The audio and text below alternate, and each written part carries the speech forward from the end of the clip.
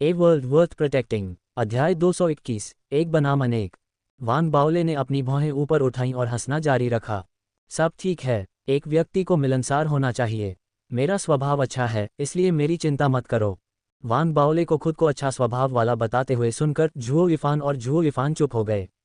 जल्द ही बुजुर्ग प्रशिक्षक आ गए और उन्होंने सुपरनोवा को फिर से दिखाया।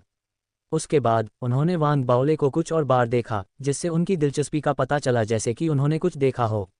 एक पल के लिए इसके बारे में सोचने के बाद उन्होंने मुस्कुराते हुए अपना दाहिना हाथ उठाया और दूसरी वस्तु निकाली। वह वस्तु एक अंडा था। यह एक क्रूर जानवर का अंडा है। मैंने इसे जानवरों के सागर से प्राप्त किया है। मुझे इसकी सटीक नस्ल नहीं पता, लेकिन इसे एक व्यक्तिगत पुरस्कार माना जा सकता है। आप सभी को किसी भी धार्मिक खजाने या किसी भी मंत्र का उपयोग करने की अनुमति नहीं है, और आप इस लड़ाई में केवल अपनी शारीरिक क्षमताओं पर निर्भर हो सकते हैं। विजेता को अंडा मिलता है। क्या इसे भूना जा सकता है? वान बाओले ने बुजुर्ग के हाथ में अंडे को देखा और उसमें बहुत दिलचस्पी नहीं दिखाई। उसने अनुमान लगाया कि अगर उसे यह मिल जाए तो वह शायद इसे भूनकर खा लेगा। भले ही उसे इसमें बहुत दिलचस्पी नहीं थी, लेकिन उसके आसपास के फेडरेशन के सभी पौधे अंडे को देखते ही उत्साहित हो गए।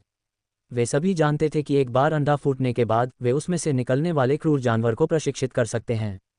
अगर वे इसे सफलतापूर्वक पाल लेते हैं तो यह उनके लिए लड़ाई में बहुत मददगार साबित होगा। 4 प्रमुख दाव कॉलेजों में से प्रत्येक में जानवरों को वश में करने वाले साधक थे। वे साधक अपने इस्तेमाल के लिए क्रूर जानवरों को पालने में माहिर थे। उनकी युद्ध क्षमताएं काफ़ी हद तक उनके क्रूर जानवरों की ताकत पर निर्भर करती थीं। हालांकि फेडरेशन के पास मौजूद ज़्यादातर पालतू जानवर या तो कृत्रिम गर्भाधान के जरिए पैदा हुए थे या जानवरों के मौजूदा समूह से। जंगली में जन्मे युवा जानवर बहुत कम थे, जिससे जानवरों के सागर से निकलने वाले युवा जानवर और जानवरों के अंडे और भी दुर्लभ हो गए। आखिरकार जानवरों का सागर बेहद खतरनाक था। अगर कोई फाउंडेशन एस्टेब्लिशमेंट साधक कोशिश भी करे तो कोर फॉर्मेशन स्टेज पर पहुंचने के बाद वे जानवरों के सागर की ओर जाने में थोड़े और सक्षम होंगे। इसके अलावा उन्हें अभी भी सतर्क रहना था। बेहतर विकल्प ये होगा कि कई कोर फॉर्मेशन साधक अपनी विजय में एकजुट हों। इसलिए कई लोगों के लिए जानवर का अंडा बेहद कीमती था। उसी समय आसपास खड़े फेडरेशन के पौधे वान बाओले के प्रति घृणा से खुजला रहे थे। बड़े को मंत्रों और धार्मिक खजानों के इस्तेमाल की अनुमति न देने की बात सुनना उनके लिए एक देवदूत का गीत सुनने जैसा था। वे सभी उत्साहित थे क्योंकि वे सभी अपनी आंखों में गुस्से के साथ वान बाओले को देख रहे थे। ये देखते हुए कि हर कोई गुस्से से उसकी ओर देख रहा था, वान बाओले ने इसे हल्का करने की कोशिश की और अपना गला साफ किया। उसे लगा कि उसे सौहार्दपूर्ण रहना चाहिए, इसलिए चेहरे पर वसंत जैसी मुस्कान के साथ उसने अपने दोनों हाथ ऊपर उठाए। यहाँ सभी सुंदर पुरुष और सुंदर महिलाएं हैं। मैं इस अंडे के लिए लड़ाई में भाग नहीं लूंगा। आप सभी। वान बाओले ने अपनी बात पूरी भी नहीं की थी कि भीड़ में से किसी ने अचानक जोर से चिल्लाया, जाओ सब लोग, पहले इस मोटे आदमी को मार डालो। इस आदमी को सबक सिखाने की जरूरत है। जैसे ही उसने चिल्लाया, एक युवक भीड़ से बाहर निकला और सीधे वान बाओले की ओर बढ़ा। जैसे ही युवक बाहर आया और हमला किया, भीड़ में मौजूद सभी लोग भी आगे बढ़ने लगे। पिछले कुछ दिनों से अपने आक्रोश को निगलने के बाद वे पहले ही एक समझौते पर पहुंच चुके थे। उनका एक साझा दुश्मन था और सभी ने वान बाओले पर हमला करते हुए उसे घेर लिया। उसे मुक्का मारो और नष्ट कर दो। इस आदमी को पहले कभी सबक नहीं सिखाया गया है। मैं इसे मुक्का मारना चाहता था। धार्मिक खजाने के इस्तेमाल के बिना वह शक्तिहीन है। गुस्से से चीखने चिल्लाने के साथ और बुजुर्ग प्रशिक्षक के चेहरे पर मुस्कान के साथ पूरी स्थिति की निगरानी करते हुए फेडरेशन के अधिकांश अंकुरों ने अपने हमले शुरू कर दिए। उन्होंने किसी भी मंत्र या धार्मिक खजाने का उपयोग नहीं किया। अपनी शारीरिक शक्ति पर भरोसा करते हुए वान बाओले को सबक सिखाने की उनकी इच्छा अपने चरम पर पहुंच गई। यह विशेष रूप से इसलिए था क्योंकि पिछले 5 दिनों से हर कोई सुपरनोवा सीख रहा था। उन्हें कमोबेश इसकी समझ थी और उनमें से कुछ ने तो पूरी तरह से समझ भी हासिल कर ली थी। उनमें बस कौशल से परिचित होने की कमी थी। जैसे ही उन्होंने हमला किया, एक जोरदार धमाका हुआ। अलग अलग आकार के कई सुपरनोवा से निकले भंवर एक के बाद एक उस दिशा में बढ़ रहे थे जहां वान बाओले थे। वान बाओले को बहुत बड़ा झटका लगा। हालांकि वह आश्वस्त था, फिर भी एक एकीकृत हमले की संयुक्त शक्ति उसके लिए खतरनाक थी। वह झटके से बचने के लिए जल्दी से पीछे हट गया। जिस क्षेत्र में वह अभी कुछ क्षण पहले था, वह पहले से ही सभी सुपरनोवा हमलों से नष्ट हो चुका था, जिससे वान बाओले क्रोधित हो गया। तुम सभी ना समझ हो। मैंने पहले ही कहा है कि मैं तुम में से किसी के साथ इस पर लड़ाई नहीं करूंगा। उसने घूरकर देखा और उन्हें अब उसके खिलाफ गिरोह बनाने का मौका नहीं देने का फैसला किया। जैसे ही भीड़ पास आए, वह इतनी तेज गति से आगे बढ़ा कि उसने ध्वनि अवरोध को तोड़ दिया। वह बादलों के बीच से चमकती बिजली या भीड़ों के झुंड पर हमला करने वाले एक क्रूर जानवर की तरह था। सब कुछ इतनी तेजी से हुआ कि पलक झपकते ही वान बाओले एक फेडरेशन सीडलिंग के सामने आ गया। वह व्यक्ति एक युवा था और मुक्का मारकर हमला करते हुए गुस्से से दहाड़ रहा था। हालांकि वान बाओले की अचानक निकटता ने उसे डरा दिया। वह पीछे हटना चाहता था लेकिन तब तक बहुत देर हो चुकी थी क्योंकि वान बाओले सूंघते हुए उससे टकरा गया। एक जोरदार धमाका हुआ। युवक के मुंह से ताज़ा लाल खून बह रहा था और उसका शरीर एक टूटी हुई पतंग की तरह था क्योंकि वह टक्कर लगने पर उड़ गया था। उसका दिमाग चकरा गया और उसकी दृष्टि धुंधली हो गई और उसे लगा जैसे उसे सीधे एक उग्रक्रूर जानवर ने मारा हो। उसने जिस साधक को उड़ा दिया था उसकी जांच किए बिना वान बाओले बिना रुके आगे बढ़ता रहा और फिर से आगे बढ़ा। लगातार कई साधकों को मारने के बाद उसने अपने दोनों हाथ उठाए, अपनी मुट्ठियां भींची और दोनों दिशाओं में मुक्का मारा। ज्वार का बल फट गया जिससे तुरंत एक तूफान बन गया और दोनों तरफ के साधक पीछे की ओर गिर पड़े। मानो उसे लगा हो कि कुछ बुरा होने वाला है। वान बाओले अब आगे नहीं बढ़ा, बल्कि उसने अपना शरीर घुमाया और अपना दाहिना हाथ उठाया। एक साधक की उंगलियां पकड़ ली जो पीछे से उस पर घात लगाने की कोशिश कर रहा था। मुझ पर घात लगाने की कोशिश कर रहे हो? वान बाओले को घात लगाए जाने से सबसे ज्यादा नफरत थी। उसने साधक की उंगलियों को जोर से मरोड़ा। जैसे ही साधक दर्द से चिल्लाया, वान बाओले ने उसके पेट पर लात मारी जिससे वह उड़ गया। फिर उसने खुद को पीछे की ओर फेंका, अपनी पीठ का इस्तेमाल करके दूसरे साधक को सीने में मारा जो उसके पास आ रहा था। नर्म लग रहा है। वान बाओले हैरान था। उसने ली यी की दर्दनाक चीख सुनी जब उसने अपनी छाती को गले लगाया और भागते हुए पीछे हट गई। जब उसने वान बाओले को देखा तो वह बहुत गुस्से में थी और उसे कोसने ही वाली थी कि वान बाओले ने पहला कदम उठाया और चिल्लाना शुरू कर दिया। तुम कितने बेशर्म हो कि मेरा फायदा उठा रहे हो?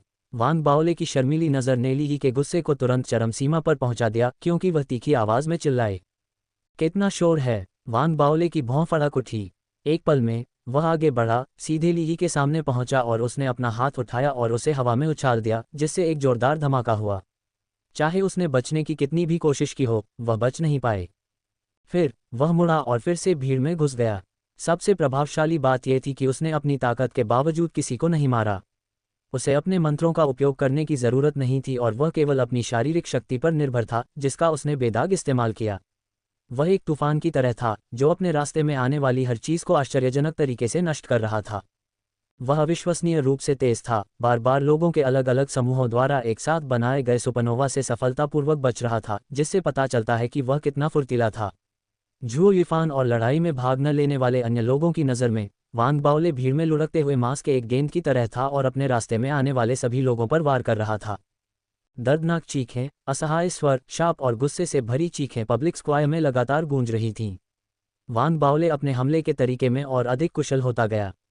फिर जब उसने जमीन पर जोर से कदम रखा और अपनी मुट्ठी बंद करके और अपने शरीर को हिलाते हुए हवा में छलांग लगाई तो एक तेज धमाका हुआ।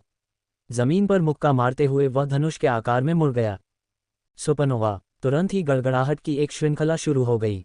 सभी दिशाओं में तेज हवाएं चलीं और जैसे ही ज्वार आया, एक 10 फीट चौड़ा भंवर तुरंत दिखाई दिया जो जोर से जमीन की ओर बढ़ रहा था। संघ के सभी पौधे चौंक गए और तेज धमाके की आवाज के साथ हिलने लगे जिससे आसपास की हर चीज प्रभावित हुई और धूल उड़ गई। लोग दर्द से चीखने लगे और कई दसियों फीट दूर भाग गए क्योंकि उनके मुंह से खून निकल रहा था। वे सभी अवाक रह गए जब उन्होंने वान बाओले को हवा से जमीन पर गिरते देखा। 100 फीट के दायरे में वान बाओले के अलावा कोई नहीं था। वह स्पष्ट रूप से गोल आकृति स्टील से बनी हुई लग रही थी। वान बाओले वहां खड़े थे, एक विशाल मांसल पहाड़ की तरह जो इतनी क्रूरता से भरा हुआ था कि उसे खत्म करना असंभव था। उसका भौतिक शरीर इतना मजबूत कैसे हो सकता है? ये शरीर को मजबूत बनाने वाली आज़ादी की गोली होगी। उसके पास 2 गोल। अगर मैं ही वह होता जिसने 2 गोलियां निगल ली होती तो मैं निश्चित रूप से शारीरिक रूप से उसके जितना ही मजबूत होता।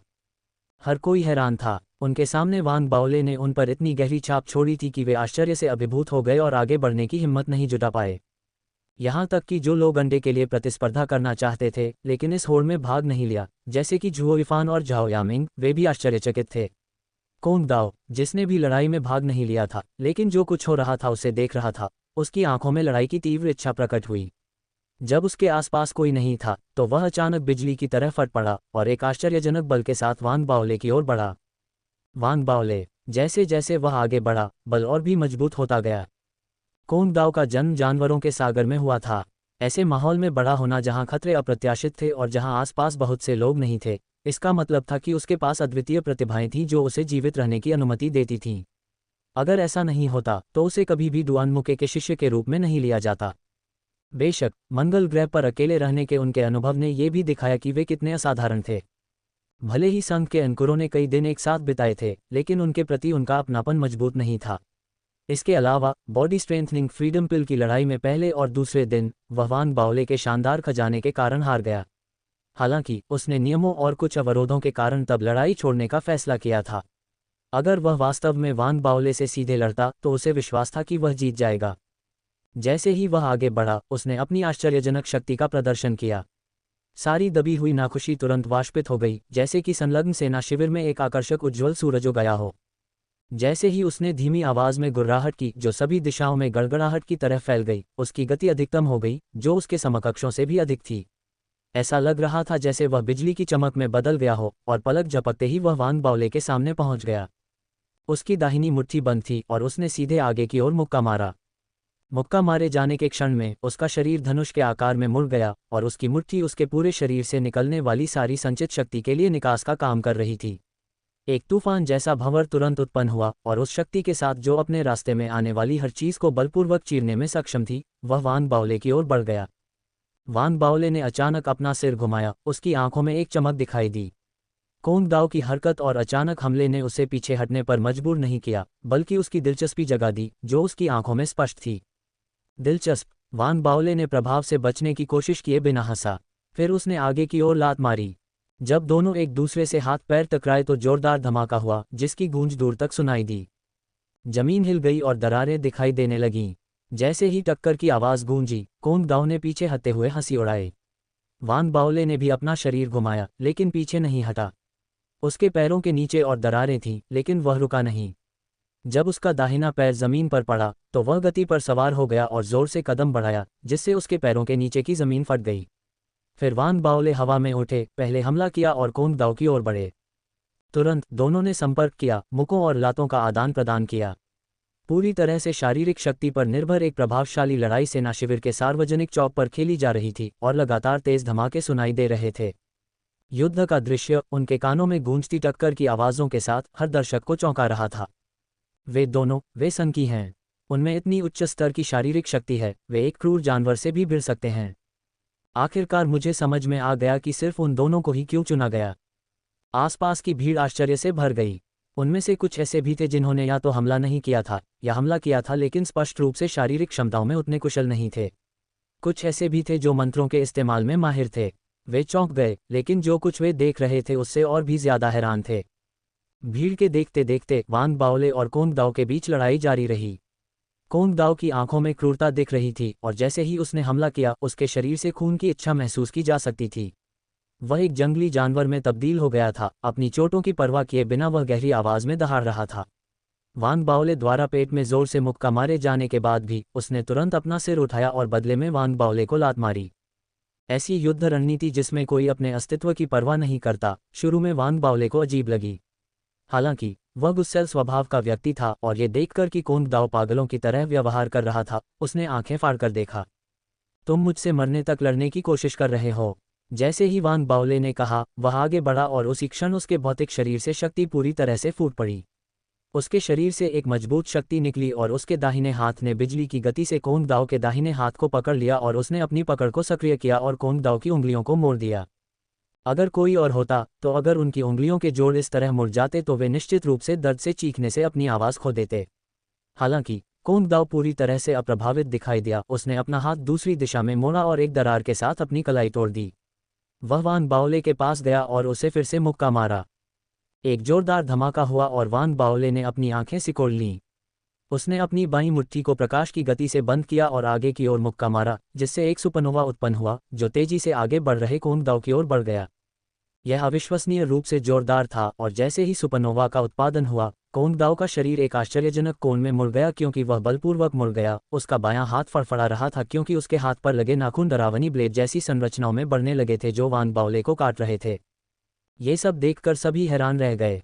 जब से पहली बार हमला हुआ था, तब से लेकर अब तक दोनों बहुत तेजी से आगे बढ़ रहे थे। जैसे ही टक्कर की तेज आवाज आई, कोंग दाओ के मुंह से ताज़ा खून बहने लगा और वह तुरंत सैकड़ों फीट दूर चला गया। वह टक्कर का सामना करने में असमर्थ था और अपने एक हाथ से अपने शरीर को सहारा देते हुए जमीन पर आधा बैठ गया। उसने अपना सिर उठाया, उसके मुंह के कोने से ताज़ा खून बह रहा था जबकि उसके बालों ने उसकी आंखों को ढक रखा था। फिर भी उसकी आंखों में क्रूरता अभी भी स्पष्ट थी। हमलों से वांग बाओले गुस्से में आ गया था। जब कोंग दाओ ने पहले उसे पकड़ने की कोशिश की तो वह हैरान था लेकिन इससे बचने में कामयाब रहा। हालांकि उस समय कोंग दाओ ने उसकी छाती पर वार किया था और उसके कपड़े फटे हुए थे जिससे खून से लथपथ 5 खरोंचें दिख रही थीं। इससे वांग बाओले का अहंकार थोड़ा कम हुआ, जो पहले उसके शारीरिक परिवर्तन और शक्ति वृद्धि के कारण हुआ था।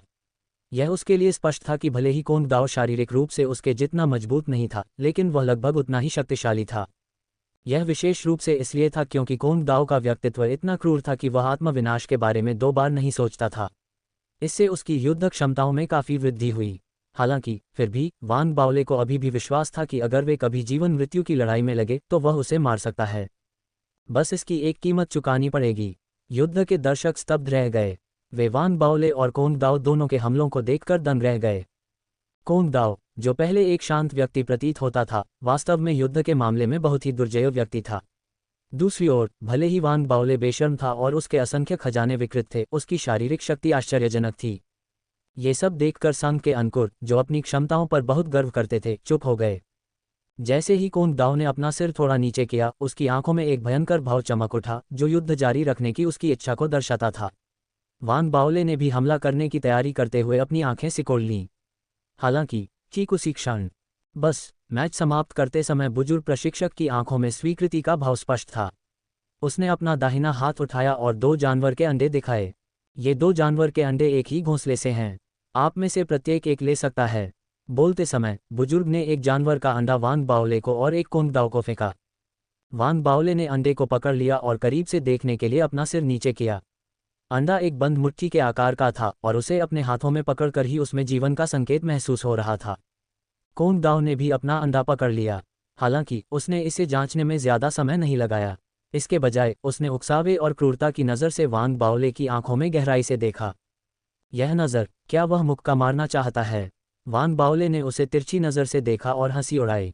उसने ये तय करने के बाद कि बुजुर्ग प्रशिक्षक निश्चित रूप से उनके बीच आगे की लड़ाई को रोकने की कोशिश करेगा, कोंग दाओ की परवाह नहीं की। बुजुर्ग ने देखा कि क्या हो रहा था और थोड़ा मुस्कुराया। जब वह जाने के लिए मुड़ा तो उसने ऐसी आवाज़ में बड़बड़ाया जिसे दूसरे सुन नहीं पाए। क्या वे दोनों फिजिकल फाउंडेशन एस्टेब्लिशमेंट स्टेज पर हैं? दिलचस्प है। आसपास खड़े फेडरेशन के पौधों को इस मामले को संभालने के बुजुर्ग के तरीके पर कोई आपत्ति नहीं थी। आखिरकार वांग बाओले और कोंग दाओ के बीच की लड़ाई उनकी शारीरिक क्षमताओं का सबूत थी, जो दिखाती थी कि वे दोनों इतने मजबूत थे कि उन्होंने अपनी सीमाओं को पार कर लिया था। 7 दिवसीय प्रशिक्षण के 2 दिन से भी कम समय बचा था, जो भीड़ की खामोशी के बीच जल्दी ही बीत गया क्योंकि वे अपनी जटिल भावनाओं में डूबे हुए थे। जैसे ही 7वां दिन समाप्त हुआ, मूल्यांकन शुरू हुआ। मूल्यांकन का स्थान सेना के शिविर में तय किया गया था। वांग बाओले सहित सभी फेडरेशन के पौधे सुपरनोवा की रहस्यमय तकनीक हासिल करने में कामयाब रहे थे। डुआन मुके व्यक्तिगत रूप से पहुंचे और फेडरेशन के कई अधिकारी भी दिखाई दिए। उनके प्रोत्साहन और प्रशंसा के शब्दों के साथ प्रत्येक व्यक्ति उस बड़े हरे पत्थर के पास गया जिसका उपयोग उनकी ताकत के परीक्षण के रूप में किया जाना था। उन्होंने अपनी ताकत को समायोजित किया और सुपरनोवा को सक्रिय किया। जब तेज आवाज गूंजी और हर फेडरेशन के पौधे ने अपनी शक्तियों का प्रदर्शन किया तो सभी दर्शकों ने प्रशंसा की। डुआन मुके ने मुस्कुराते हुए अपने आसपास के लोगों से कुछ बातें की। यामिंग बुरा नहीं है, ये लड़का भी काफ़ी प्रभावशाली है। उनकी हंसी और निर्णय संघ के अंकुरों के लिए प्रेरणा और उत्साह का स्रोत बन गए। जैसे जैसे वे अपनी ताकत का परीक्षण करते गए, एक के बाद एक, हर सुपरनोवा के बाद अलग अलग डिग्री की दरारें दिखाई दीं। जैसे जैसे दरारें जल्दी ठीक होती गईं, अगले व्यक्ति ने हमला किया। जब कोंग दाओ की बारी आई तो उसने जोर से मुक्का मारा और हरे रंग का पत्थर हिल गया।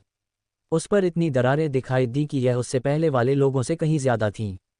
उसके बाद उसने पहले डुआन मुके और कंपनी की ओर झुककर देखा और फिर मुड़कर वांग बाओले को उत्तेजक तरीके से देखा। डुआन मुके ने थोड़ा मुस्कुराया लेकिन कुछ नहीं बोला। उसके बगल में बैठे लोग पहले से कहीं ज्यादा हैरान थे।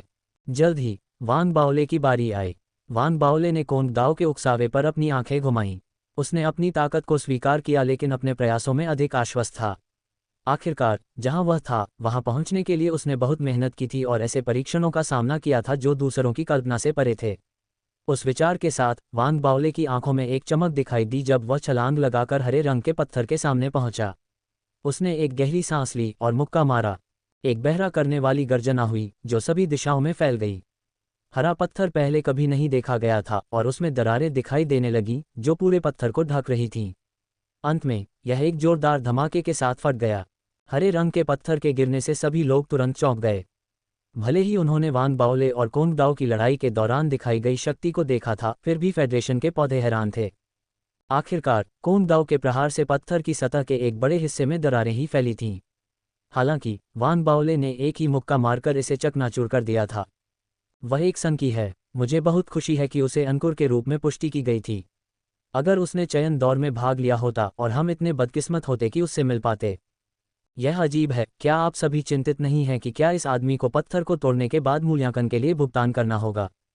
वान बाओले पहले तो खुद से खुश था। हालांकि जब दूसरे पौधे आपस में तीखी बहस में उलझ गए और उसने मुआवजे के बारे में किसी का जिज्ञासु प्रश्न सुना तो उसकी आंखें अचानक चौड़ी हो गईं। फिर उसे असीमित क्रेडिट वाला अपना सिल्वर स्पिरिट कार्ड याद आया और वह तुरंत शांत हो गया। भले ही मैं, वान बाओले, एक गरीब परिवार से आता हूं, लेकिन धार्मिक आयुध मंडप से एक आयुध सैनिक के रूप में अगर मुआवजे की मांग की जाती है तो मैं उसका सम्मान करूंगा। मैं कड़ी मेहनत करूंगा और कम खाऊंगा। मैं कुछ बचा पाऊंगा। वान बाओले को अचानक अपने व्यक्तित्व में धार्मिकता का संचार महसूस हुआ। वह अपनी जेब में हाथ डालने और अंदर मौजूद सिल्वर स्पिरिट कार्ड को थपथपाने से खुद को रोक नहीं सका, ये सुनिश्चित करने के लिए कि उसने इसे खोया नहीं है। वान बाओले के एक मुक्के से आसपास के फेडरेशन के सभी अधिकारी जाग गए और उनके दिलों में भावनाओं की लहरें उठ गईं। ये green assessment stone foundation establishment क्षेत्र से नीचे के किसी भी व्यक्ति की शक्ति का सामना कर सकता है। भले ही यह फाउंडेशन एस्टेब्लिशमेंट के शुरुआती स्तरों पर कोई हो, फिर भी यह कुछ कठिनाई के साथ टिक पाएगा। लेकिन अब ये वान बाओले के एक मुक्के से चकनाचूर हो गया है। मैंने पहले बहुत ध्यान से नहीं देखा था, लेकिन ये छोटा मोटा व्यक्ति स्पष्ट रूप से भौतिक फाउंडेशन एस्टेब्लिशमेंट चरण में है। कोंग दाओ भी पत्थर को तोड़ने में कामयाब नहीं हो पाया, लेकिन वह ऐसा करने में कामयाब रहा। जब वे चुपचाप चर्चा कर रहे थे, डुआन मुके ने हल्के से मुस्कुराया। ये स्पष्ट था कि उसे पहले से ही पता था। उसकी नज़र वान बाओले और कोंग दाओ पर पड़ी और वह आशा से जगमगा उठा। कोंग दाओ की पुतलियां अचानक सिकुड़ गईं। वह चुप रहा और वान बाओले को घूरता रहा। पहले की उत्तेजना की भावनाएं एक तीव्र युद्ध के इरादे में बदल गई थीं, हालांकि वह इसे छिपाने में कामयाब रहा। वान बाओले ने भीड़ को देखा और वे सदमे में थे। प्रसन्न और शांत होकर उसने डुआन मुके और अधिकारियों की ओर अपनी मुट्ठियां बांध लीं, झुककर प्रणाम किया, फिर आत्मसंतुष्ट होकर पीछे हट गया। सेना द्वारा जल्दी से एक नया मूल्यांकन पत्थर लाया गया। सभी ने अपने परीक्षण समाप्त करने में अधिक समय नहीं लगाया और साधना का सप्ताह समाप्त हो गया। सभी पर्यवेक्षकों को परीक्षण के कारण वान बाओले का चेहरा याद था। कोंग दाओ के लिए भी यही था। शेष संघ के अंकुरों के लिए शारीरिक मूल्यांकन के लिए उनके सामान्य प्रदर्शन के बावजूद उनके पास जो मंत्र और तकनीकें थीं और जो उन्होंने प्रदर्शित नहीं की थीं, वे कुछ हद तक वान बाओले और कोंग दाओ दोनों की शारीरिक शक्ति से प्रतिस्पर्धा कर सकती थीं। उदाहरण के लिए झाओ यामिंग की अंतिम चाल। एक बार जब इसे खोल दिया जाता तो वान बाओले को भी इसका मुकाबला करने की कोशिश में सिरदर्द हो जाता। ऐसे में ये पहचानना मुश्किल था कि कोई कितना कमज़ोर या मजबूत था। हालांकि इसमें कोई संदेह नहीं था कि वान बाओले परीक्षण के दौरान ध्यान का केंद्र बन गया था।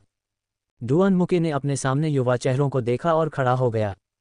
इस युग में पैदा होना तुम्हारा दुर्भाग्य है, क्योंकि तुम्हें कई अज्ञात शक्तियों, कई अकल्पनीय खतरों, अनगिनत परीक्षणों और क्लेशों का सामना करना पड़ेगा। हो सकता है कि तुम किसी देवता के आमने सामने भी आ जाओ, लेकिन इस समय के दौरान पैदा होना तुम्हारा सौभाग्य और नियति भी है, क्योंकि इस युग में आत्मा की शुरुआत का युग अभी अभी आया है।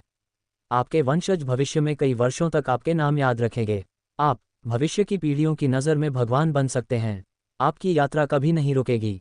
आपके सामने कोई अंत नहीं है, क्योंकि जिस रास्ते पर आप चल रहे हैं उसे विकास का मार्ग, दाव तलाश, अमरता की ओर यात्रा कहा जाता है। इसीलिए मैं आत्मा की शुरुआत के युग को अपोथीसिस का युग कहना पसंद करता हूँ। भविष्य असीम है। मैं, डुआन मुके, आपके साथ इस यात्रा पर चलने को तैयार हूँ। डुआन मुके ने अपनी बात समाप्त की। उसकी आंखों में एक अथाह भाव था। उसने उनमें से हर एक को देखा और उनमें से हर एक प्रेरित और उत्साहित था। उसके शब्द सरल थे, लेकिन ऐसा लग रहा था जैसे उन्होंने सबके सामने एक स्क्रॉल खोल दिया हो। उस स्क्रॉल पर रोमांचक और भव्य भविष्य चित्रित था। वान बाओले की आंखों में भी एक भयंकर रोशनी चमक उठी। अपोथीसिस शब्द ने उसके पूरे शरीर में बिजली सी दौड़ा दी और वह मुश्किल से अपने उत्साह को नियंत्रित कर पाया। भीड़ की उत्साहित सांसों के बीच डुआन मुके अपने चेहरे पर मुस्कान लिए चला गया। उसके जाने के बाद संघ के पौधे खेती के एक यादगार दौर से गुजरने के बाद अलग अलग क्रूजर पर सवार होकर अपने राजनीतिक संस्थानों या कॉलेजों की ओर बढ़ गए। संघ के पौधों की परीक्षा और अंतिम परीक्षण आधिकारिक रूप से समाप्त हो गया था। इथरियल दाओ कॉलेज के समूह का कॉलेज के क्रूजर द्वारा स्वागत किया गया और उन्हें एस्कॉर्ट किया गया। वांग बाओले, झुओ युफान, झाओ यामिंग और साथ ही कुछ अन्य फेडरेशन के एंकरों ने अपनी वापसी की यात्रा शुरू की। वापसी की यात्रा पर वांग बाओले अकेले नहीं थे जो अपनी वापसी का बेसब्री से इंतजार कर रहे थे। अन्य लोग भी वापस जाने के लिए उत्सुक थे। फेडरेशन के अंकुर बनने के लिए इथरियल दाओ कॉलेज से मिलने वाले इनाम और मान्यता के आधार पर उन्हें वापस लौटने पर पदोन्नति मिलनी चाहिए। उनमें से हर एक, जब वे वापस लौटेंगे तो उन्हें अपने अपने मंडपों के डिप्टी मंडप प्रमुख के रूप में पदोन्नत किया जाएगा। अपने नए पदों के बारे में उत्साहित न होना असंभव था। वांग बाओले का दिल तेजी से धड़कने लगा जब उसने सोचा कि डिप्टी मंडप प्रमुख का पद उस समय उसके कब्जे का इंतजार कर रहा था। वह चाहता था कि वह खुद को सीधे कॉलेज में टेलीपोर्ट कर सके। जैसे जैसे वह भविष्य में इथरियल दाओ कॉलेज में अपने अधिकार के बारे में उत्साहित होता गया, उसने सहयोगियों की आवश्यकता पर भी विचार करना शुरू कर दिया। ये कुछ ऐसा था जिसका उल्लेख उच्च अधिकारियों की आत्मकथाओं में किया गया था। वांग बाओले ने विस्तार से याद किया कि उसने क्या पढ़ा था, फिर झुओ युफान की ओर देखा जो एक कोने में बैठा था। उसकी आंखें तुरंत चमक उठीं। वह आगे बढ़ा और झुओ युफान के कंधे पर अपना हाथ रख दिया। युफान, कॉलेज लौटने के बाद हम सभी डिप्टी पवेलियन हेड होंगे। क्या तुम इसके लिए उत्साहित हो? झुओ युफान ने वांग बाओले को देखा। वांग बाओले के बारे में अपनी समझ के आधार पर वह जानता था कि दूसरे युवक के पास कुछ कहना है। अगर कोई और होता तो वह पूछने की जहमत भी नहीं उठाता। लेकिन चूंकि वांग बाओले बोल चुके थे, झुओ युफान ने उसे समायोजित करने से पहले अंदर ही अंदर आह भरी और पूछा, तुम क्या कहना चाह रहे हो? हाँ युफान, क्या हम अच्छे दोस्त हैं? हम हैं, है न? अगर हम विवरण देखें तो हम दोस्त हैं जो जीवन या मृत्यु की स्थितियों से एक साथ बच गए हैं। अगर हम बड़ी तस्वीर देखें तो यह आत्मा की शुरुआत का युग है, अपोथीसिस का युग। हम साथी ताओवादी हैं। हमें अपनी भविष्य की यात्राओं में एक दूसरे की मदद करने की ज़रूरत है। वांग बाओले ने उत्साह से कहा, बात करते हुए और साथ ही अपनी छाती पीटते हुए। मुझे लगता है हमें किसी तरह का गठबंधन बनाने की ज़रूरत है। इस तरह जब हम सभी भविष्य में देवता बन जाते हैं तो आने वाली पीढ़ियों के पास हमें बुलाने के लिए कुछ होगा। झुओ युफान उलझन में था। वह वांग बाओले के अजीब विचारों को समझ नहीं पाया। अपनी उलझन से बाहर निकलो। बस देखो, तुम अपने परिवार के कबीले में रहकर अपनी महत्वाकांक्षाओं को पूरा नहीं कर पाओगे, इसलिए तुम्हारी साधना और अपने कौशल में उत्कृष्टता का क्या मतलब है? आखिरकार तुम सिर्फ एक व्यक्ति हो। लेकिन अगर हम गठबंधन बनाते हैं तो मैं तुम्हारे पीछे रहूंगा और हमारे गठबंधन के दूसरे सदस्य भी। इतने सारे लोगों के समर्थन के साथ, अगर आपके परिवार के कबीले ने आपके लिए जीवन कठिन बनाने और आपको हथियार में बदलने की हिम्मत की तो हम उन्हें कुचल देंगे। वांग बाओले ने पहले तो अहंकार से बात की, फिर जल्दी से एक अधिक प्रेरक स्वर में बदल गया। झुओ युफान चुप रहा। वांग बाओले ने शुरू में जो कहा था वह कुछ ऐसा था जो उसे नहीं लगता था कि उसके लिए महत्वपूर्ण है। हालांकि वांग बाओले के अंतिम शब्दों ने उसे झकझोर दिया। ये कुछ ऐसा था जिससे वह शुरू से ही भाग रहा था। वह अपना सिर उठाए बिना नहीं रह सका और वांग बाओले को घूरने लगा। काफी देर बाद उसने अपना सिर हिलाया। उसने सिर हिलाया आंशिक रूप से इसलिए क्योंकि यह वांग बाओले ने ही प्रस्तावित किया था। इसका एक छोटा सा हिस्सा ये भी था कि वह आने वाली चीज़ों के लिए तैयार रहना चाहता था। इससे कोई फर्क नहीं पड़ता था कि उसका परिवार बहुत शक्तिशाली था और वह ऐसी इकाई नहीं थी जिसे वे छू सकें। उसके दिल की गहराई में उसके पास अभी भी उम्मीद की एक छोटी सी किरण और भविष्य के लिए एक गहन गर्मजोशी थी जिसके बारे में वांग बाओले ने बात की थी। ये देखकर कि झुओ युफान आश्वस्त हो गया था, वांग बाओले ने उत्साह से उसके कंधे पर थपथपाया, फिर झाओ यामिंग की ओर देखा। वह खिसक गया और झाओ यामिंग के बगल में बैठ गया। वे एक दूसरे के इतने करीब बैठे थे कि वह उसके शरीर पर हल्की खुशबू को सूंघ सकता था। झाओ यामिंग वांग बाओले के आने पर बेफिक्र रही। उसने शांति से नज़र डाली जैसे कि वांग बाओले को याद दिलाना चाहती हो कि वह उसके बहुत करीब बैठा है। ये झाओ यामिंग का अनोखा आकर्षण और तरीके थे जो अक्सर उन लोगों को स्वाभाविक रूप से अयोग्य और शर्मिंदा महसूस कराते थे जो उसके पास जाने की कोशिश करते थे। हालांकि वह तरीका वांग बाओले के खिलाफ बेकार था। वांग बाओले ने इस तरह मुस्कुराया मानो उसे पता ही न हो कि झाओ यामिंग अपनी नज़र से क्या कहना चाह रही थी। उसने अपना सिर पास किया और धीरे से कहा, मेंगर। जैसे ही शब्द निकले, झाओ यामिंग अपने स्वाभाविक संयम के बावजूद उसे ठंड लगने लगी। उसे बेचैनी महसूस हुई जैसे उसके पूरे शरीर पर रोंगटे खड़े हो गए हों। यामिंग, हमने साथ साथ अच्छे बुरे हालात देखे हैं, है न? और साथ साथ मौत से भी बच गए। तुम्हें पता है, जीवन में 3 मुख्य चीज़ें हैं जिनका लोग साथ साथ सामना करते हैं। जीवन और मृत्यु, जीवन या मृत्यु का खतरा और कठिनाइयाँ। वांग बाओले ने जब ये कहा तो वह उत्साहित हो गया। हम तीनों से साथ साथ गुजरे हैं। यिफान और मैं एक गठबंधन बनाने जा रहे हैं। तुम भी हमारे साथ क्यों नहीं जुड़ते? हमारे भविष्य के जीवन में मैं तुम्हारा हाथ थामूंगा और हम साथ साथ चलेंगे। वान बाओले को लगा कि उसने कुछ बहुत ही खूबसूरत बात कही है। वह खुद से बेहद खुश था और खुद को स्नैक्स का एक बैग निकाले बिना नहीं रख सका। उसने कुछ निवाले खाए और स्नैक्स का बैग झाओ यामिंग को थमा दिया। अगर तुम इसे खाओगी तो हम एक परिवार बन जाएंगे। झाओ यामिंग के चेहरे पर एक अजीब भाव था। वान बाओले ने जो 3 मुख्य बातें बताई थीं वे उसे एक ही बात लगीं। जहां तक आखिरी बात की बात है तो उसका कुछ और ही मतलब था। लेकिन वह एक संकोची व्यक्ति थी और कॉलेज में उसका कोई दोस्त नहीं था। सटीक रूप से कहें तो उसका एक दोस्त था और वह वान बाओले था। उसने सिर हिलाया, फिर कुछ सोचने के बाद वान बाओले से स्नैक्स का बैग ले लिया। उसने एक टुकड़ा उठाया और एक छोटा सा निवाला खाया। ये देखकर कि गठबंधन, जो निस्संदेह भविष्य में पूरे संघ में हलचल मचा देगा, ने पहले ही 2 प्रमुख सदस्यों को सुरक्षित कर लिया था, वान बाओले ने उत्साह से अपने हाथ हिलाए। तो चलो एक नाम सोचते हैं। तुम लोग भी सोचना शुरू करो। क्यों न हम इसे अपनी विशेष विशेषताओं के आधार पर रखें। एडोनिस एसोसिएशन कैसा रहेगा? ये नाम बहुत बढ़िया लगता है। बहुत उपयुक्त है। वान बाओले जोर से हंसा। उसे लगा कि उसे चीजों को नाम देने का हुनर है। झुओ यिफान हैरान रह गया और चुप रहा। झाओ यामिंग को अपने फैसले पर पछतावा होने लगा। गठबंधन, एडोनिस एसोसिएशन का आधिकारिक रूप से गठन फेडरेशन की राजधानी से इथरियल दाओ कॉलेज की यात्रा करने वाले क्रूजर पर हुआ था। गठबंधन के सदस्यों ने चर्चा की। उनमें से 2 ने अंततः सहमति व्यक्त की और वान बाओले अपने एक वोट से पहले अध्यक्ष चुने गए। बहुत सारे लोग हैं जिन्हें मेरी ज़रूरत है। मेरी जिम्मेदारियां बहुत ज़्यादा हैं। मेरे कंधों पर बोझ बहुत भारी है। वान बाओले झुओ यिफान और झाओ यामिंग के सामने खड़े हुए अपने पेट को थपथपाया और विलाप करते हुए कहा। झुओ यिफान की लगातार चुप्पी और झाओ यामिंग के पश्चाताप के बीच समय उड़ गया। फेडरेशन के पौधों के एक समूह के साथ साथ एडोनिस एसोसिएशन के सदस्यों को ले जाने वाला क्रूजर इथरियल दाओ कॉलेज के क्षेत्र में प्रवेश किया और ऊपरी अकादमी द्वीप पर वापस आ गया।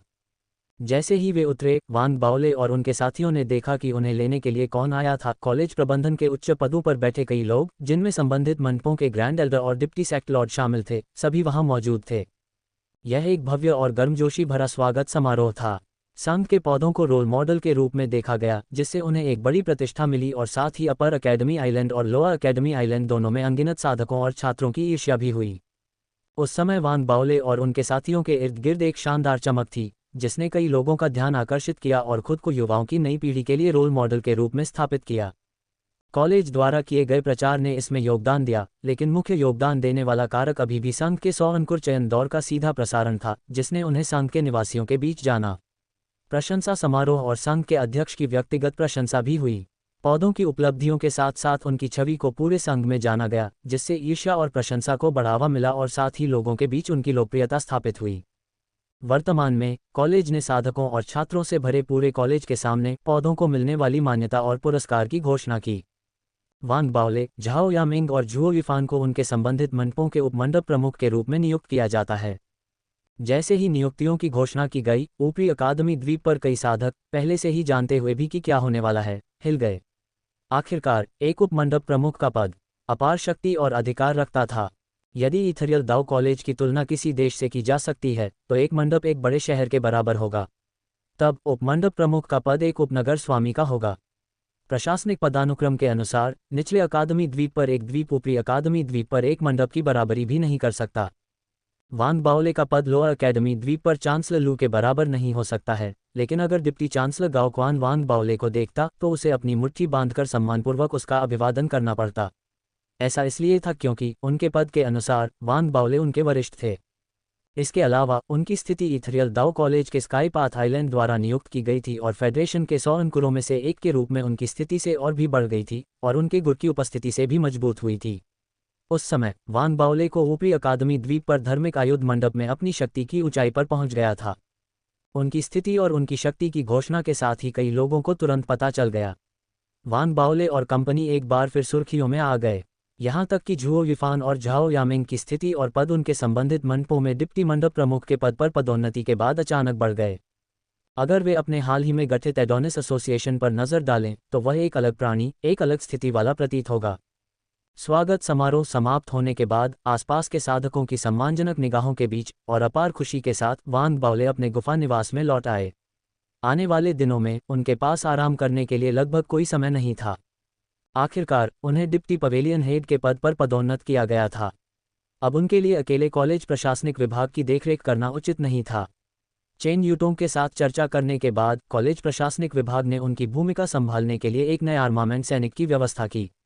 उसी समय वान बाओले के अधिकार क्षेत्र का विस्तार करके सभी पर्यवेक्षी और अनुशासनात्मक विभागों को शामिल किया गया। यह उस समय की बात है जब लोअर अकेडमी द्वीप से उनके पूर्व अधीनस्थ लियू दाओबिन और कुछ अन्य लोग भी अपर अकेडमी द्वीप के धार्मिक आर्मामेंट पवेलियन में दाखिला लेने में कामयाब रहे। वान बाओले ने उनके आगमन पर काफी ध्यान दिया। विशेष रूप से लियू दाओबिन को विशेष ध्यान और मान्यता मिली। वान बाओले ने लियू दाओबिन को अपना सचिव बनाने और जहां भी वे जाएं, उनके साथ चलने की व्यवस्था की। यह एकमात्र अच्छी बात नहीं थी जो हुई। वान बाओले को धार्मिक आयुध मंडप के उपमंडप प्रमुख के पद पर नियुक्त किए जाने के बाद शायद उनकी वापसी और उनकी उपलब्धियों ने किसी तरह की गति पैदा करने में भूमिका निभाई थी, जिसके परिणामस्वरूप ये हुआ। चेन यूटोंग के गुरु सन यिफेंग ने अन्य सभी प्रतियोगियों को पछाड़ दिया और मंडप प्रमुख धार्मिक आयुध मंडप के ग्रैंड एल्डर से भी ऊपर सर्वोच्च पद पर पहुंच गए। इसके साथ ही चांसलर लू के वरिष्ठ भाई ने आखिरकार इथरियल दाओ कॉलेज प्रबंधन के आंतरिक घेरे में कदम रख दिया था। जिस व्यक्ति को उनकी पदोन्नति और वान बाओले की नियुक्ति से सबसे अधिक असुविधा हुई, वह धार्मिक आयुध मंडप का मंडप प्रमुख था। वह ऊपर से ग्रैंड एल्डर द्वारा वश में था और नीचे से चेन यूटोंग और वान बाओले द्वारा अधिकारों के संतुलित वितरण से विवश था। मंडप प्रमुख के रूप में उसका काम वास्तव में असहज होने वाला था।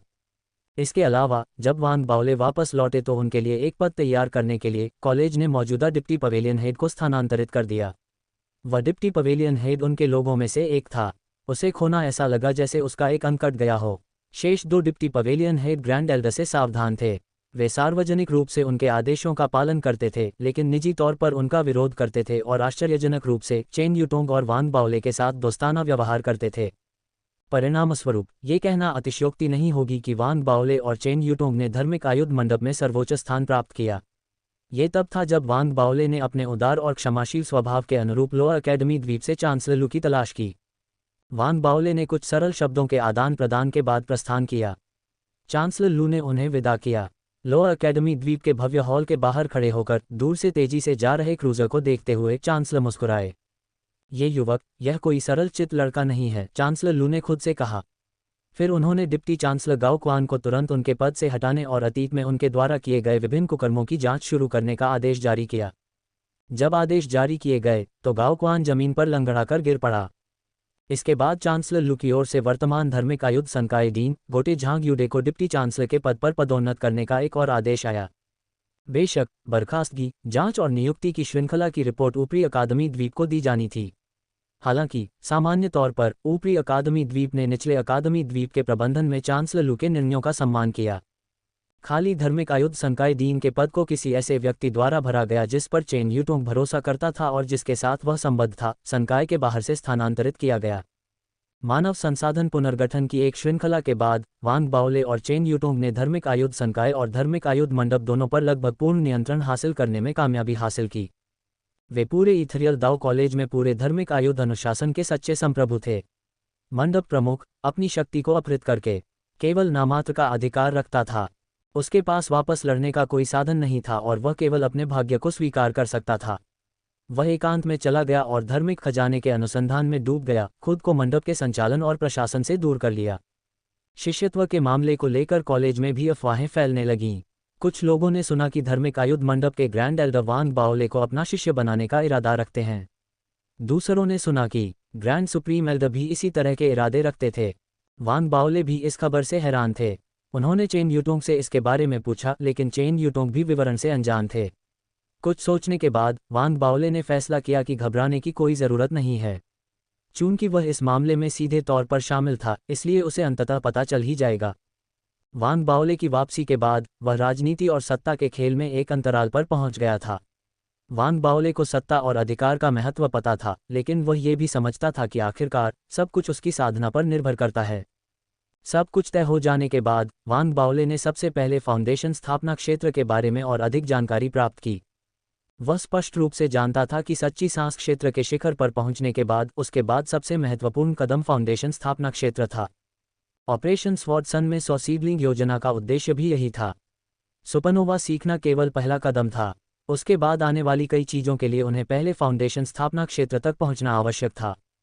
वान बाओले को फाउंडेशन स्थापना क्षेत्र के बारे में बहुत कम जानकारी थी।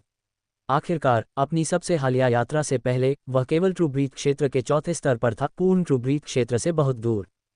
किसने सोचा होगा कि उसकी सबसे हालिया यात्रा उसे इतना जबरदस्त सौभाग्य लाएगी, उसकी मूल तैयारियों को बाधित करेगी और कई चीज़ों को उसकी मूल योजना से पहले गति में लाएगी। मैं केवल इतना जानता हूं कि फाउंडेशन स्थापना क्षेत्र तक पहुंचने के लिए पूरे संघ में संबंधित राजनीतिक ताकतों के सभी साधकों को चंद्रमा की यात्रा करने का अवसर प्राप्त करने की आवश्यकता है। वान बाओले ने बड़बड़ाया। उन्होंने चेन यूटोंग से संपर्क किया और सवाल पूछना शुरू कर दिया। चेन यूटोंग को वान बाओले से बहुत अधिक जानकारी थी जहां फाउंडेशन स्थापना क्षेत्र का संबंध था। आखिरकार वह एक अनुभवी आयुध सैनिक था और लंबे समय से फाउंडेशन स्थापना क्षेत्र में अपनी उन्नति की तैयारी कर रहा था। हालांकि इस मामले के बारे में बहुत अधिक जानकारी थी।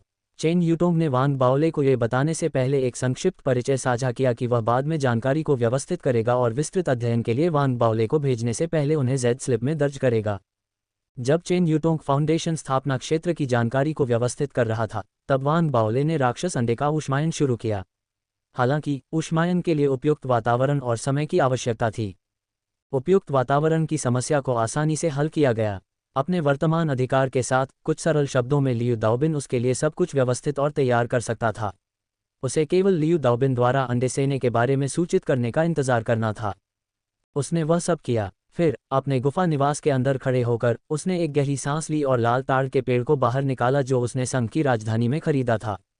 ये पौधा एक अच्छी जड़ी बूटी बन सकता है, लेकिन वान बाओले के लिए इसका मुख्य मूल्य पेड़ में लगे कई टुकड़ों में से नाखून के आकार का काला टुकड़ा था। उसने ध्यान से टुकड़ा निकाला और उसे घूरता रहा। पिछले कुछ सालों की यादें, ईथरियल दाओ कॉलेज में भर्ती होने के बाद जो कुछ भी हुआ था, वह सब उसके दिमाग में उभर आया। वह भावनाओं से अभिभूत था।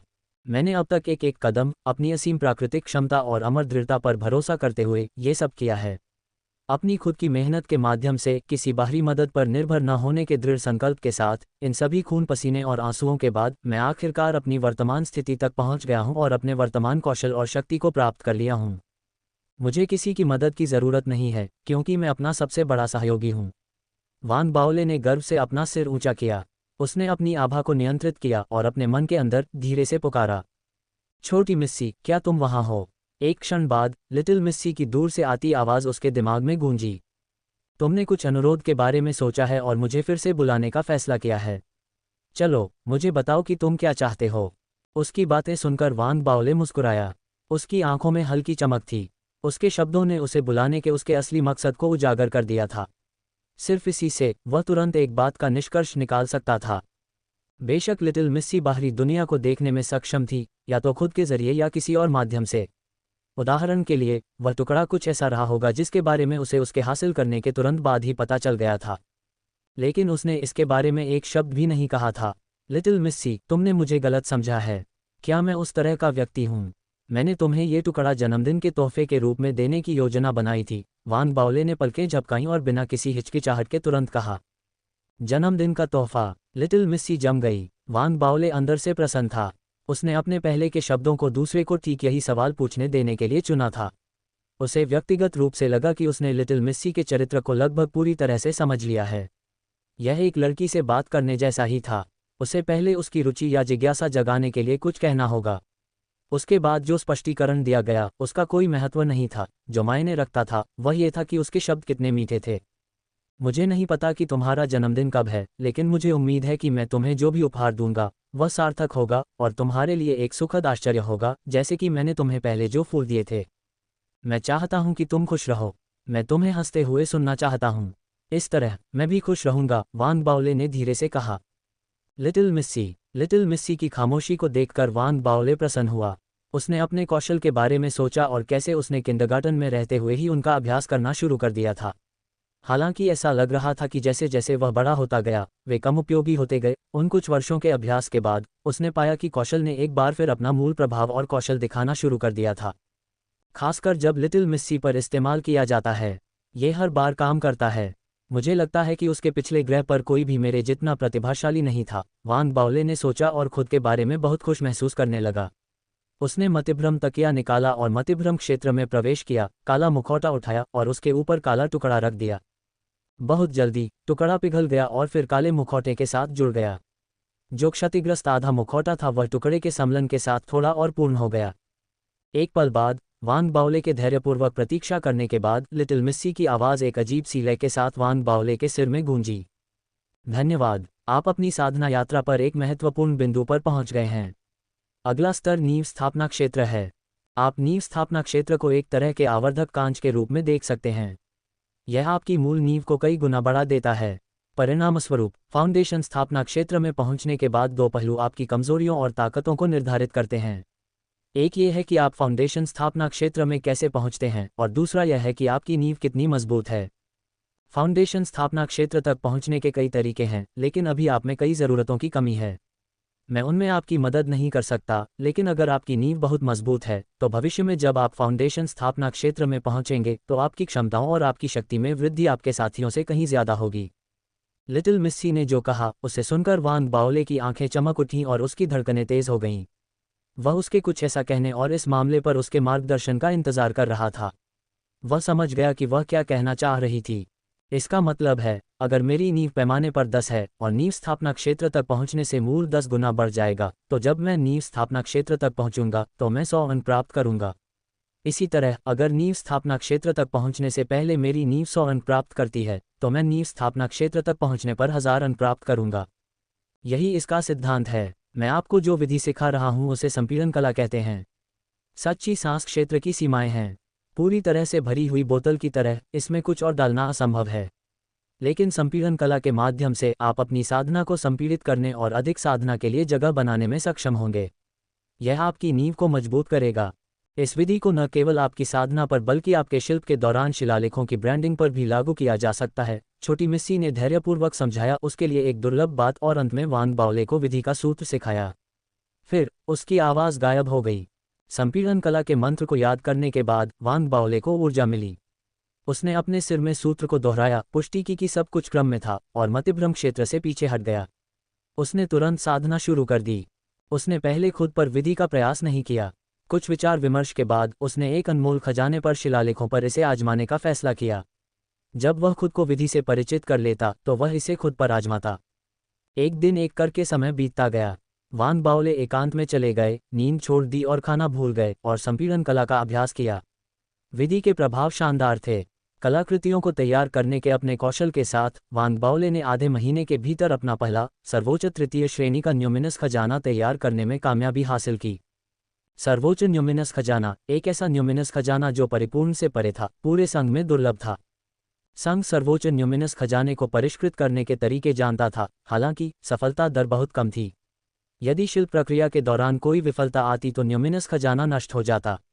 वान बाओले ने एक परिपूर्ण तृतीय श्रेणी के न्यूमिनस खजाने की नींव पर काम किया था, संपीड़न कला को लागू किया था और स्पिरिट कनेल पर 10 गुना अधिक शिलालेख उकेरे थे। इसने न्यूमिनस खजाने की शक्ति को बढ़ाया, इसे जबरन एक सर्वोच्च न्यूमिनस खजाने में बदल दिया।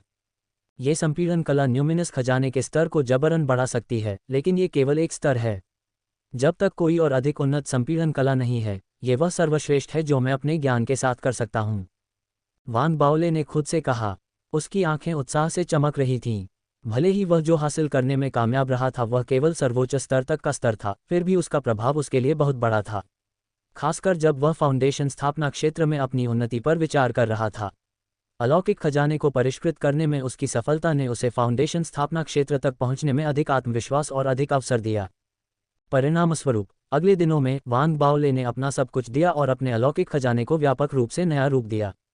उन्होंने संपीड़न कला को लागू किया और अपने आधे से अधिक खजाने को तीसरे दर्जे के सर्वोच्च स्तर तक बढ़ाया। वह संपीड़न कला के अनुप्रयोग से अधिक परिचित हो गया। उस बिंदु पर उसने आखिरकार अपना मन बना लिया और संपीड़न कला को अपनी साधना में लागू करना शुरू कर दिया।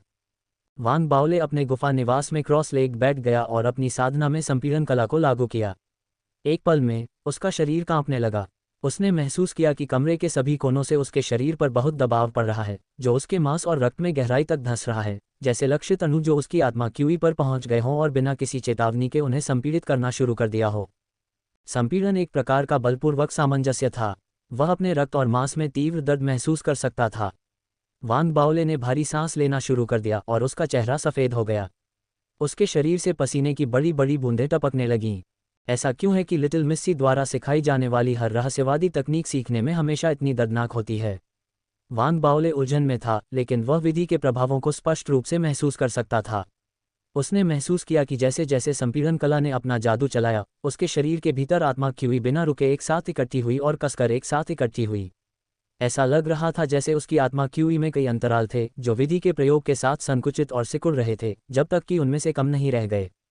संकुचन के साथ वान बाओले का साधना स्तर गिरता हुआ प्रतीत हो रहा था।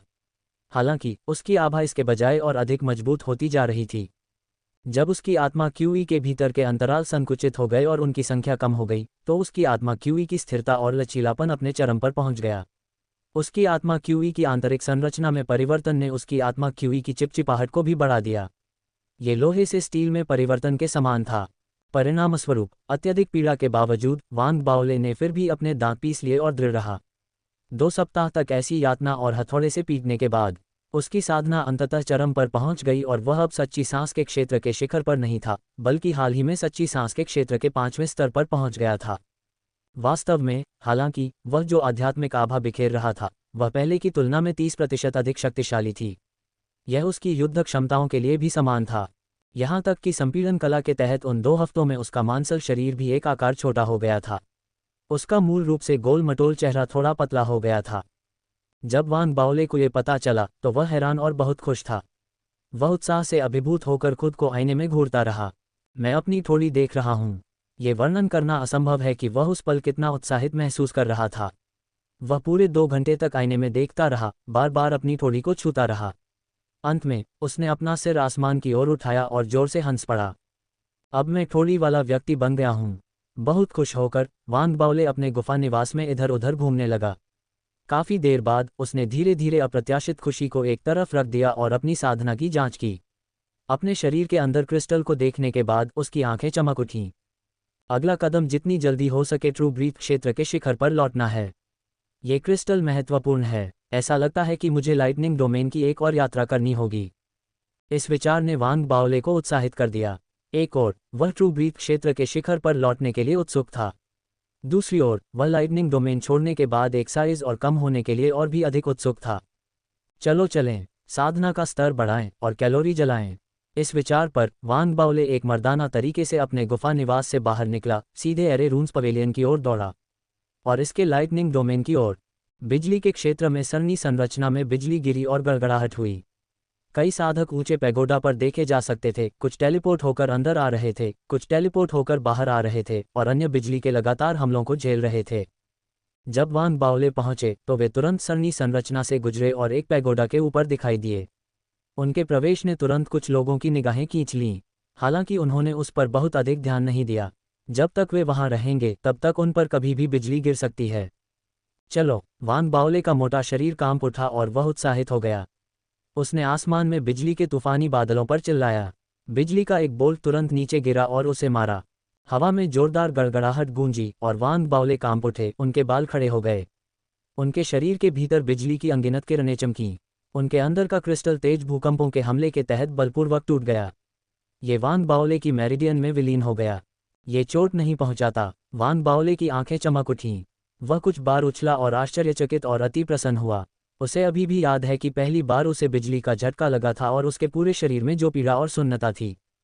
मैंने पहले ही पहली रहस्यवादी तकनीक फ्लैश आर्क में महारत हासिल कर ली है।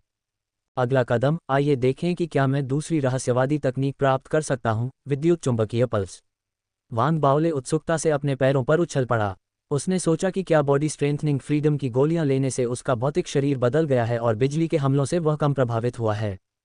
आत्मविश्वास से भरे हुए वांग बाओले ने रहस्यवादी तकनीकों के पूरे सेट को प्राप्त करने के बारे में कल्पना करना शुरू कर दिया जो बिजली के क्षेत्र में प्राप्त की जा सकती थीं। कुल 5 थे: फ्लैश आर्क, विद्युत चुंबकीय pulse, instant sword, explosive dragon और साथ ही हेल सी। यदि कोई व्यक्ति सभी 5 रहस्यवादी तकनीकों को सीख लेता है तो वह विद्युत चुंबकीय पल्स का उपयोग करने में सक्षम हो जाएगा।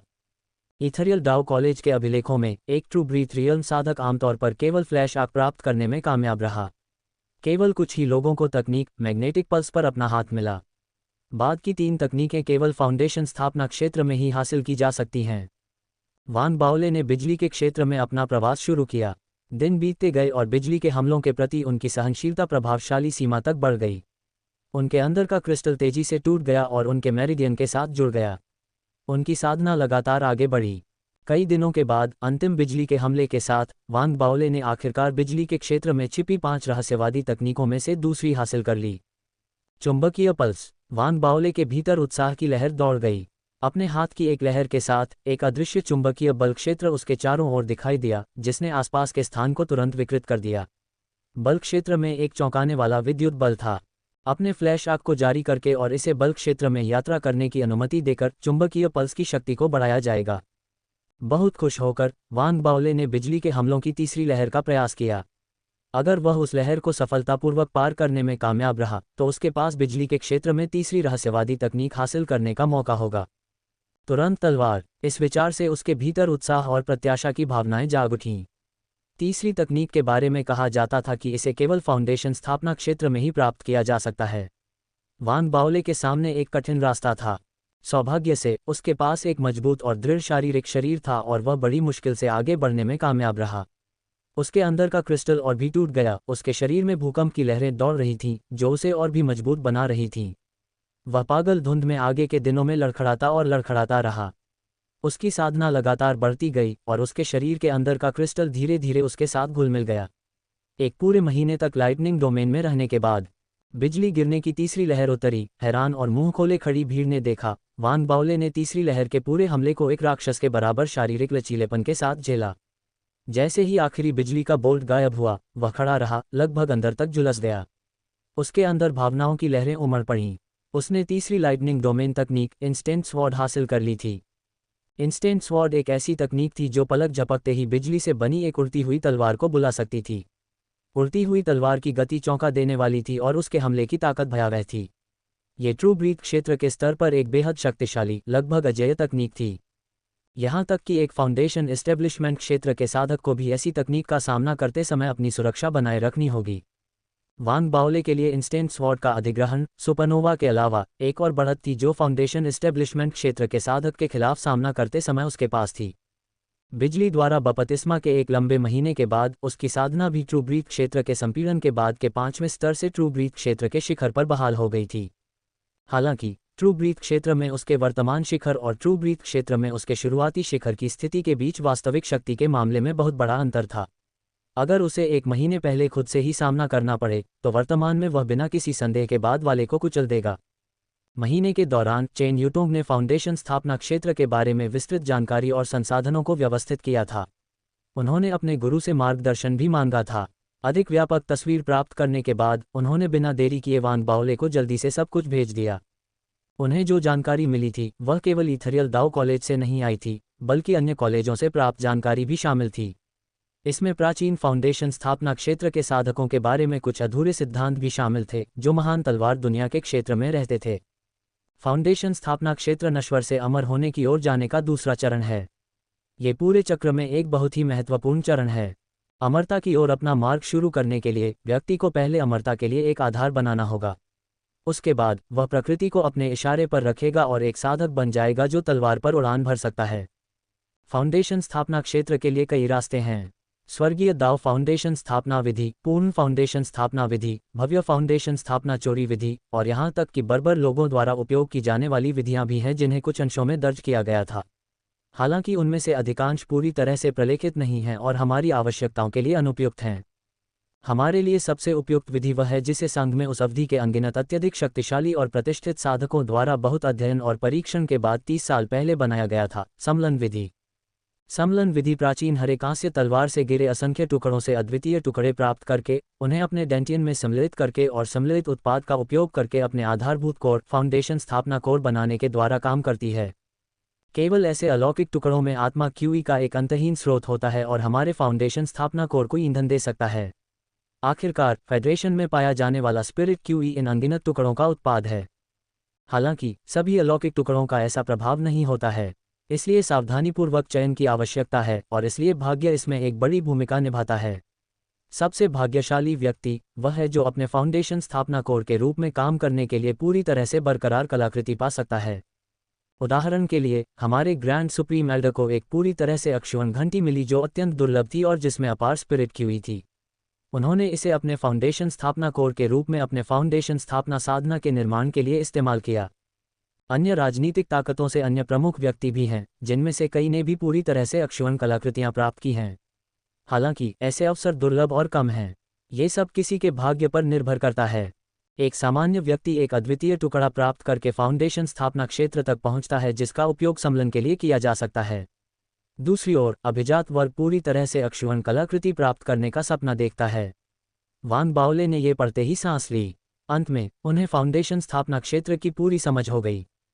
उन्होंने पढ़ना जारी रखा। रहस्यमय लूना क्षेत्र इसलिए बनाया गया क्योंकि प्रत्येक राजनीतिक शक्ति द्वारा प्राप्त किए जा सकने वाले टुकड़ों की संख्या सीमित है। वे जो टुकड़े प्राप्त करते हैं वे राजनीतिक इकाई के विकास को बनाए रखने के लिए महत्वपूर्ण हैं। सभी टुकड़ों में से जो शरीर द्वारा अवशोषित किए जा सकते हैं और जिनका उपयोग फाउंडेशन स्थापना क्षेत्र तक पहुंचने के लिए किया जा सकता है, वे अधिक मूल्यवान हैं। इसीलिए जब तक कुछ विशेष कारण न हो, उन्हें अक्सर अलग रखा जाता है और स्वतंत्र रूप से उपयोग नहीं किया जाता है। इसीलिए रहस्यमय लूना क्षेत्र बनाया गया था। चांद पर बड़ी मात्रा में टुकड़े हैं। इतनी बड़ी मात्रा में इन टुकड़ों की मौजूदगी के कारण वहां की जलवायु पृथ्वी की जलवायु से भी कठोर है और परिदृश्य पृथ्वी की तुलना में अधिक खतरनाक है। हमें इस साइट की खुदाई शुरू किए हुए सिर्फ 3 दशक हुए हैं। वहां लोगों की कमी है और प्रक्रिया धीमी है।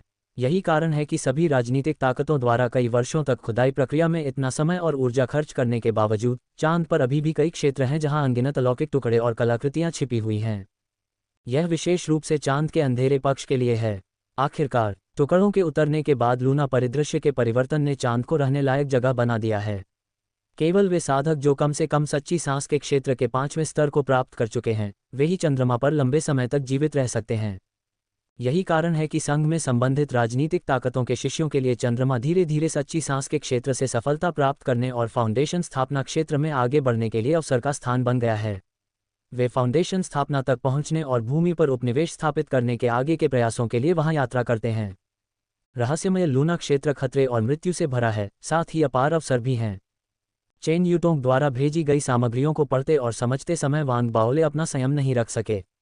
उनकी आत्मा क्यूई में हलचल और जागृति होने लगी। वे दस्तावेजों की अंतिम पंक्ति तक पहुंच गए, जहां चेन यूटोंग ने वांग बाओले को यह बताकर सब कुछ समाप्त कर दिया कि रहस्यपूर्ण लूना क्षेत्र का प्रवेश द्वार हर साल एक बार खोला जाता है।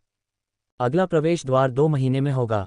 फिर संबंधित राजनीतिक ताकतें सोने की खान पर कब्जा करने के लिए किसी को लड़ने के लिए भेजती थीं। चेन यूटोंग ने पहले ही अपना आवेदन जमा कर दिया था। बाओले, आपको इस पर ध्यान से विचार करना होगा। ये स्पिरिट ब्रीथ विलेज जैसा नहीं है। स्पिरिट ब्रीथ विलेज 4 दाव कॉलेजों से संबंधित है और हत्या करना निषिद्ध है। आपके साथ सबसे बुरी बात जो हो सकती है वह है घायल होना।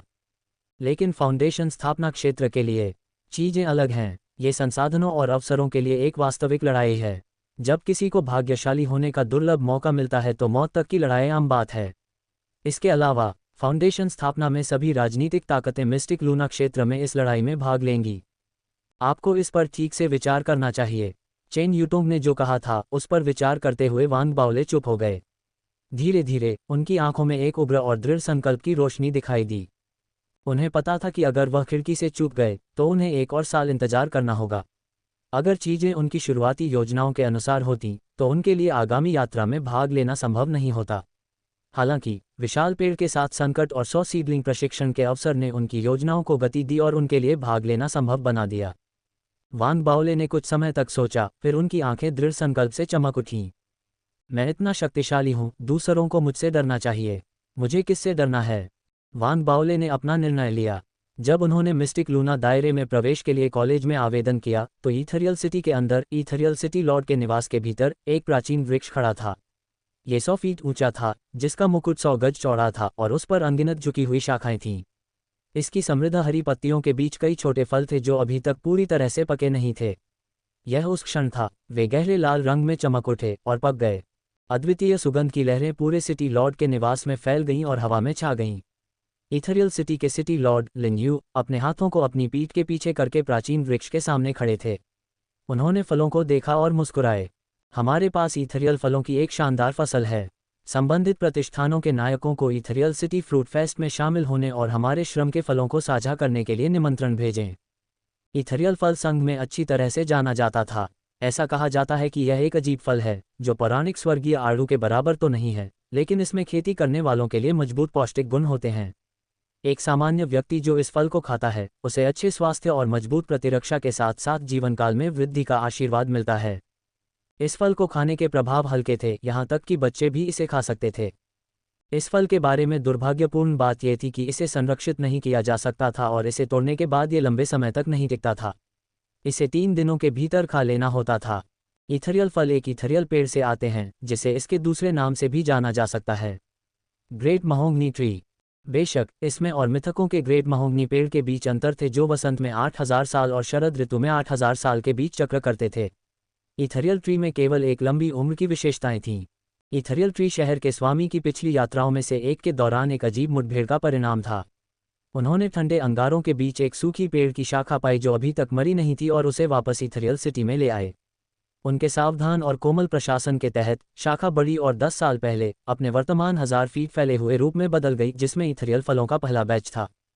भले ही फलों में असाधारण गुण थे, लेकिन उनके पकने का समय निश्चित नहीं था। जब से उन्होंने पेड़ को मौत के कगार से वापस लाया था, तब से ये 3 बार फल दे चुका था। वह चौथा था। हालांकि सिटी लॉर्ड लिन यू के लिए ईथरियल फल बहुत मूल्यवान था, लेकिन यह अंततः केवल एक भौतिक चीज थी। इसका मूल्य एक मजबूत सामाजिक नेटवर्क के मूल्य से तुलना नहीं किया जा सकता था। यही कारण है कि पिछले कुछ समय में जब ईथरियल पेड़ ने फल दिए थे, तो उन्होंने फेडरेशन की युवा पीढ़ी के नायकों को दावत में शामिल होने और फसल में हिस्सा लेने के लिए निमंत्रण भेजा था।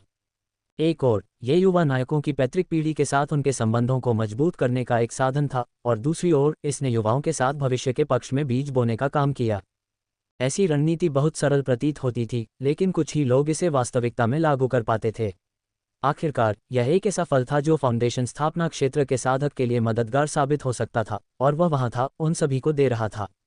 लिन यू की महत्वाकांक्षाओं और आकांक्षाओं की चौड़ाई को उसके कार्यों से देखा जा सकता था। आखिरकार किसी के लिए फेडरेशन सीनेट में सेनेटर और शहर का स्वामी बनने के लिए दूसरों के साथ व्यवहार करने और मामलों को प्रबंधित करने के तरीके में कुछ असाधारण गुण होने चाहिए। इसकी तुलना में उनके बेटे लिन त्यानहाओ को अभी भी बहुत कुछ सीखना था। हाओएर आप आगामी ईथरियल फ्रूट फेस्ट की मेज़बानी करेंगे। ईथरियल सिटी लॉर्ड रेसिडेंस के अंदर ईथरियल ट्री के नीचे लिन यू ने मुड़कर अपने बेटे को देखा और शांति से बोला। लिन त्यानहाओ ने हमेशा अपने पिता को डर और सम्मान के साथ देखा था। भले ही वह ईथरियल फ्रूट्स को आसानी से देने के लिए अनिच्छुक था, लेकिन उसने गंभीरता से सिर हिलाया और अपने पिता के निर्देशों का पालन किया। लिन यू के चेहरे पर धीरे धीरे मुस्कान उभरी जब उसने लिन त्यानहाओ को देखा। वह अपने बच्चे के स्वभाव को जानता था। कुछ हद तक वह वांग बाओले का आभारी था। आखिरकार ईथरियल दाओ कॉलेज में अपर अकेडमी आइलैंड में भर्ती होने के बाद लिन त्यानहाओ ने काफ़ी कठिनाइयों और क्लेशों का अनुभव किया था। वह परिपक्व हो गया था। लिन यू को इस तथ्य से सांत्वना मिली। इसे व्यर्थ मत समझो, यह एक ऐसा समाज है जो एहसानों और दायित्वों पर चलता है। सामाजिक संबंधों का मूल्य आपकी कल्पना से कहीं अधिक है। मुझे अब और एहसानों की चापलूसी करने की आवश्यकता नहीं है। इस बार एहसान बांटने और संबंध बनाने वाले आप ही होंगे। मैं समझता हूँ पिताजी, लिन त्यानहाओ ने एक गहरी सांस ली और चुपचाप उत्तर दिया। मैंने अन्य सेनेटरों और शहर के सरदारों के बच्चों के साथ साथ 4 दाओ कॉलेजों के युवा नायकों को आमंत्रित करने का प्रयास किया है। 5 पीढ़ी के आकाश कबीले से भी कोई होगा। जहाँ तक अन्य 2 संप्रदायों और त्रिलुनारिस कॉर्पोरेशन का सवाल है, हमारे बीच अक्सर आदान प्रदान और बातचीत नहीं होती, इसलिए अगर वे नहीं आते हैं तो यह कोई बड़ी बात नहीं है। लेकिन अगर वे आते हैं तो आप निश्चित रूप से उनका उचित तरीके से ध्यान रखेंगे। लिन यू ने कुछ सुझाव और अनुस्मारक दिए। उसने अपना सिर उठाया और ईथर के पेड़ और उसके पके हुए फलों को देखा, फिर जैसे अचानक उसे कुछ याद आ गया हो, वह फिर से सहजता से बोला। मैंने ईथर के दाओ कॉलेज से कुछ युवा नायकों को भी आमंत्रित किया है। वांग बाओले उनमें से एक है। लिन त्यानहाओ ने वांग बाओले का नाम सुनते ही क्षण भर के लिए चुप हो गया। अगर यह अतीत में होता तो वह निमंत्रण को अस्वीकार कर देता। भले ही वह अपनी नाराजगी व्यक्त न करता, फिर भी वह अंदर से दुखी होता। लेकिन वांग बाओले के साथ कुछ बार आमने सामने आने के बाद उसने अपनी किस्मत को स्वीकार कर लिया था। फिलहाल वह आज्ञाकारिता में अपना सिर हिलाने से पहले कुछ देर चुप रहा। मेरे और उनके बीच की नाखुशी मेरी अपनी अपरिपक्वता और चिड़चिड़ापन का नतीजा थी। मुझे खेद है कि इससे आपको परेशानी हुई, पिताजी। जब उसने ऐसा कहा तो लिन यू अचानक घूम गया और लिन त्यानहाओ को बहुत देर तक देखता रहा। उसके चेहरे पर धीरे धीरे मुस्कान उभरी। ये तब तक और चौड़ी होती गई जब तक कि लिन यू जोर से हंस नहीं पड़ा। यह एक ऐसी मुस्कान थी जो मुक्त करने वाली और खुशी से भरी हुई थी। लिन त्यानहाओ की सभी यादों में ये पहली बार था जब उसने अपने पिता को उसके सामने इतनी खुशी प्रदर्शित करते देखा था। अच्छा हाओएर, तुम बड़े हो गए हो। लिन यू जोर से हंसा जैसे कि उसके कंधों से कोई बोझ उतर गया हो। वह आगे बढ़ा और लिन त्यानहाओ के कंधे पर थपथपाया। जब वह मुड़ा और चला गया तो ये बहुत आराम और खुशी के साथ था। लिन तियानहाओ उसी स्थान पर खड़ा था और अपने पिता की पीछे हत्ती पीठ को देख रहा था। काफी देर बाद उसने अपना सिर हिलाया और कड़वाहट से मुस्कुराया। उसने बड़बड़ाया, ये पूरी तरह सच नहीं है कि मैं बड़ा हो गया हूँ। बात यह है कि वांग बाओले ऐसे व्यक्ति हैं जिन्हें मैं अपमानित नहीं कर सकता। इथरियल फ्रूट फेस्ट 3 दिन बाद इथरियल सिटी के सिटी लॉर्ड निवास पर आयोजित किया जाना था। निमंत्रण भेजे गए और जल्द ही संघ में सभी राजनीतिक ताकतों ने उन्हें प्राप्त कर लिया। ये वैसा ही था जैसा लिन यू ने पहले ही अनुमान लगा लिया था। 2 मुख्य संप्रदायों से कोई भी नहीं आएगा। त्रिलुनारिस कॉर्पोरेशन ने भी अनुपस्थिति का जवाब दिया था। केवल 5 पीढ़ी के स्काई कबीले, जिन्होंने लिन यू के साथ निजी तौर पर सौहार्दपूर्ण संबंध बनाए रखे थे, ने निमंत्रण को आसानी से स्वीकार कर लिया। ये कुछ ऐसा था जो लिन यू की उम्मीदों के भीतर था। उनके संबंधों का नेटवर्क मुख्य रूप से सीनेट और 4 दाव कॉलेजों में केंद्रित था। 16 सेनेटरों के बच्चों ने उनके निमंत्रण को स्वीकार कर लिया था और सभी भाग लेंगे। 4 दाव कॉलेजों के लिए भी यही था। संबंधित युवा अपने क्रूजर में इथरियल सिटी की ओर जा रहे थे। जुओ येफान, वांग बाओले, झाओ यामिंग और कुछ अन्य संघ के पौधे और साथ ही ऊपरी अकादमी द्वीप के सभी प्रतिष्ठित शिष्य आमंत्रितों की सूची में थे। वांग बाओले के मन में निमंत्रण ठुकराने का विचार नहीं आया था। वास्तव में वह इसे पाकर बेहद खुश थे। सेनेटर लिन वास्तव में एक प्रभावशाली व्यक्ति हैं जो मेरी प्रतिभा को पहचानते हैं। ये दुर्भाग्यपूर्ण है कि उनका बेटा उसी क्षमता का नहीं है। वांग बाओले ने खुशी से अपने पेट पर थपकी दी। उन्होंने सोचा कि यह एक बड़ी बात है, मुफ्त भोजन प्राप्त करने में सक्षम होना, खासकर जब इथरियल फल इतना असाधारण फल था। वांग बाओले ने कुछ शोध किया और फैसला किया कि यह फल उसके माता पिता के लिए ज़्यादा उपयोगी होगा। फैसला करने के बाद वांग बाओले ने जुओ येफान और झाओ यामिंग से संपर्क किया। उन्होंने तय किया कि वे इथरल फ्रूट फेस्ट के लिए साथ साथ यात्रा करेंगे। 3 दिन जल्दी जल्दी बीत गए और जैसे ही इथरल फ्रूट फेस्ट का दिन आया, इथरल सिटी में शोर शराबा मच गया। इथरल सिटी के हर निवासी को इथरल फ्रूट फेस्ट के बारे में पता था। उन्होंने देखा कि एक के बाद एक आलीशान क्रूजर आसमान में तेजी से आगे बढ़ रहे थे और शहर के स्वामी के निवास की ओर बढ़ रहे थे। क्रूजर बस बहुत ज्यादा आलीशान थे। एक क्रूजर काले सोने से बना था और उसका आकार कटार जैसा था। इससे एक ऐसी आभा निकलती थी जो एक साथ घातक और भविष्यवादी दोनों थी, मानो यह उस समय से बाहर मौजूद कोई चीज हो। यह न केवल तेज था, बल्कि इसे देखने वालों में विस्मय भी पैदा करता था। ऐसा क्रूजर फैक्ट्री लाइन प्रोडक्शन से नहीं निकलता। यह एक कस्टमाइज्ड क्रूजर था जिसे केवल एक बेहतरीन कारीगर ही बना सकता था। कीमत या क्षमता के मामले में यह बाजार में उपलब्ध क्रूजर से कहीं बेहतर था। क्रूजर तो बस हिमशैल का सिरा था। एक और भी शानदार दिखने वाला क्रूजर था, धातु से बना एक विशाल सिर, लंबे डरावने दिखने वाले दांत और माथे से एक सींग निकला हुआ था। यह आसमान में तेजी से उड़ रहा था, क्रूजर से कम और जानवर जैसा ज्यादा दिख रहा था। इसकी भयावह आभा, इसकी गति, साथ ही क्रूजर की संरचना, इसे देखने वाले सभी लोगों के लिए एक भयावह और विस्मयकारी दृश्य था। उस दिन आकाश के चारों कोनों से इसी तरह के क्रूजर आए, जिससे इथरियल सिटी के निवासियों में हैरानी की लहर दौड़ गई। हे भगवान, मैंने स्पिरिट इंट्रानेट पर पत्ती के आकार का क्रूजर पहले भी देखा है। यह इतना महंगा है कि इसकी कीमत फेडरेशन की राजधानी में एक हवेली जितनी है। मैं काम करके जो पैसा कमाता हूँ उससे शायद मुझे उस क्रूजर पर सिर्फ एक दरवाज़ा ही मिल पाएगा।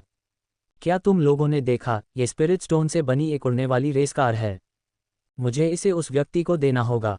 शहर के निवासियों के आश्चर्य और विस्मय के रोने के बीच आलीशान क्रूजर, अजीबोगरीब आकार के और उनमें से हर एक अनमोल, इथरियल सिटी लॉर्ड निवास पर एकत्र हुए।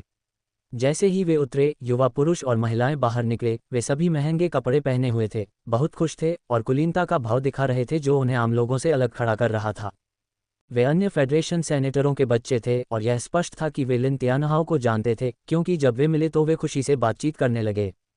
युवा मास्टर लिन, निमंत्रण के लिए बहुत बहुत धन्यवाद। हाँ, भाई सन, क्या आपने फिर से अपना क्रूजर बदल लिया है? मैंने कुछ समय पहले त्रिलुनारिस कॉर्पोरेशन की घोषणा पर यह देखा था। पूरे संघ में ऐसे केवल 10 क्रूजर हैं। मुझे विश्वास नहीं हो रहा है कि आप वास्तव में एक पाने में कामयाब रहे। सिर्फ एक नहीं, मैंने सभी खरीद लिए। हवा में हंसी गूंज उठी। वे एक दूसरे के क्रूजर के बारे में बेपरवाही से बातचीत करते हुए, सामान्य मजाक करते हुए दिखाई दिए, लेकिन वास्तव में उनमें से हर कोई चुपके से दूसरों को माप रहा था। उनके क्रूजर की फिजूल खर्ची ने धीरे धीरे इथरियल फ्रूट फेस्ट को एक अलग स्वाद दिया। यह एक शेख ही बघारने की प्रतियोगिता बन गई थी। चहल पहल से भरे इथरियल सिटी लॉर्ड निवास में जब लिन तियानहाओ ने मेहमानों का स्वागत किया और सौहार्दपूर्ण बातचीत की, तो 5 पीढ़ी के स्काई कबीले के आमंत्रित लोग आखिरकार आ गए। जिस क्रूजर पर वे यात्रा कर रहे थे, उसने आते ही सभी का ध्यान अपनी ओर खींच लिया। ये था एक छोटा युद्धपोत जो बाहरी अंतरिक्ष में यात्रा करने में सक्षम है। युद्धपोत 10,000 फीट तक फैला हुआ था। ये धीरे धीरे उड़ता था और एक भयावह और प्रभावशाली आभा बिखेरता था। ये स्पष्ट था कि इसे पहले संशोधित किया गया था और स्पिरिट स्टोन्स द्वारा ईंधन दिया गया था और इसका शरीर काले रंग में रंगा हुआ था। इसे देखकर सभी लोग डर से कांप उठे। जैसे ही युद्धपोत दिखाई दिया, सेनेटरों के बच्चों के शिष्य सिकुड़ गए। आसपास के पर्यवेक्षक और ईथरियल सिटी के निवासी क्रूजर को देखकर चौंक गए। हे भगवान, परिवहन के लिए एक लघु युद्धपोत का उपयोग करना। अंदर कौन बैठा है? गर्म बहस के बीच युद्धपोत धीरे धीरे धीमा होकर रुक गया। सफ़ेद वस्त्र पहने और लालित्य और आकर्षण का भाव बिखेरते हुए झुओ यिक्सियन मुस्कुराते हुए बाहर निकले। वह अकेले नहीं थे। व्हाइट डियर दाओ कॉलेज के 1 दर्जन अन्य शिष्य उनके पीछे पीछे चल रहे थे। ली यी उनमें से एक थे। जब वे बाहर निकले तो लिन तियानहाओ के चेहरे पर मुस्कान आ गई। वह तुरंत उनका स्वागत करने के लिए आगे बढ़ा। वह झुओ यिक्सियन के साथ खुशी खुशी बातचीत करने लगा और उन्हें निवास में ले गया। परिचय की कोई आवश्यकता नहीं थी। झुओ यिक्सियन अपने अनोखे सामाजिक दायरे में अच्छी तरह से जाना जाता था। सेनेटरों के बच्चे जल्द ही मुस्कुराते हुए उनके पास आए और कहानियां सुनाने लगे। संघ के 100 पौधों के चयन के दौरान ली यी और कंपनी के नाम जनता को बताए गए थे। नतीजतन निवास में प्रवेश करने के तुरंत बाद कई लोग उन्हें बेहतर तरीके से जानने के लिए आगे आए। हवा में हंसी और बातचीत की आवाज़ें उठीं। शहर के स्वामी के निवास हंसी और बातचीत से जगमगा रहे थे। होली रिवर दाओ कॉलेज और व्हाइट डियर ब्रांच कॉलेज के सदस्य धीरे धीरे अपने प्रवेश कर रहे थे और उनके क्रूजर भी सावधानी से चुने गए थे। होली रिवर दाओ कॉलेज के शिष्य एक क्रूजर में आए जो क्रिस्टल से बना हुआ लग रहा था। व्हाइट डियर ब्रांच कॉलेज का प्रवेश और भी नाटकीय था। उनका क्रूजर एक धातु का घोड़ागाड़ी था जो गड़गड़ाहट की एक श्रृंखला के साथ कार्यक्रम स्थल की ओर बढ़ा। ऐसा लग रहा था कि दावत के आधिकारिक तौर पर शुरू होने से पहले ही पूरी दावत का उद्देश्य बदल गया था। उन्हें दूर रखने के बजाय क्रूजर को खुले में छोड़ दिया गया था। इस दृश्य ने लगभग सभी को गहन जांच के लिए आमंत्रित किया। कई लोगों ने तस्वीरें भी लीं और उन्हें स्पिरिट इंट्रानेट पर पोस्ट कर दिया, जिससे इंट्रानेट पर और भी ज़्यादा हलचल मच गई। ईथरियल दाओ कॉलेज के ईथरियल सिटी से नज़दीक होने के कारण ज़्यादातर छात्र अपने खुद के क्रूजर से आए थे। जाहिर है कि वे तैयार नहीं थे और दूसरे क्रूजर की तुलना में उनके क्रूजर काफ़ी फीके थे। दूसरों के आगे उन्हें उतरने में लगभग शर्मिंदगी महसूस हुई। वे स्पष्ट रूप से प्रतियोगिता में सबसे निचले पायदान पर थे। भले ही यह सब एक खेल था, लेकिन युवा नायक अभी भी युवा थे। ये स्वाभाविक था कि जहां कुछ लोग खुश थे, वहीं दूसरे लोग इससे शर्मिंदा थे। पूरा मामला जल्दी ही स्पिरिट इंट्रानेट में फैल गया। दावत में आए ईथरियल दाओ कॉलेज के कई लोगों ने जल्दी से कॉलेज से संपर्क किया ताकि पता लगाया जा सके कि क्या कोई और है जो अभी तक अपनी यात्रा पर नहीं गया है। कुछ ने वांग बाओले से संपर्क किया और उसे बताया कि क्या चल रहा है। जब वांग बाओले को खबर मिली तो उसने अभी अभी झुओ यिफान और झाओ यामिंग को देखा था। वे तीनों अपने क्रूजर पर यात्रा करने वाले थे। तभी उनकी आवाज़ संचारित करने वाली रिंग्स ने तत्काल कंपन किया। झाओ यामिंग को भी किसी और से खबर मिली। उन तीनों ने अपने संदेश पढ़े और वे हैरान रह गए। वांग बाओले ने भौहें चढ़ाईं। एक शेखी बघाड़ने की प्रतियोगिता। झुओ यिफान ने भौहें सिकोड़ीं। उसे खबर मिली थी कि 5 जनरेशन स्काई कबीले से झुओ यिक्सियन भी दावत में शामिल होंगे। खबर के बारे में पता चलने पर उसकी आंखों में एक ठंडी चमक चमक उठी। झाओ यामिंग को किसी के धन के इस तरह के दिखावटीपन से कोई फर्क नहीं पड़ता।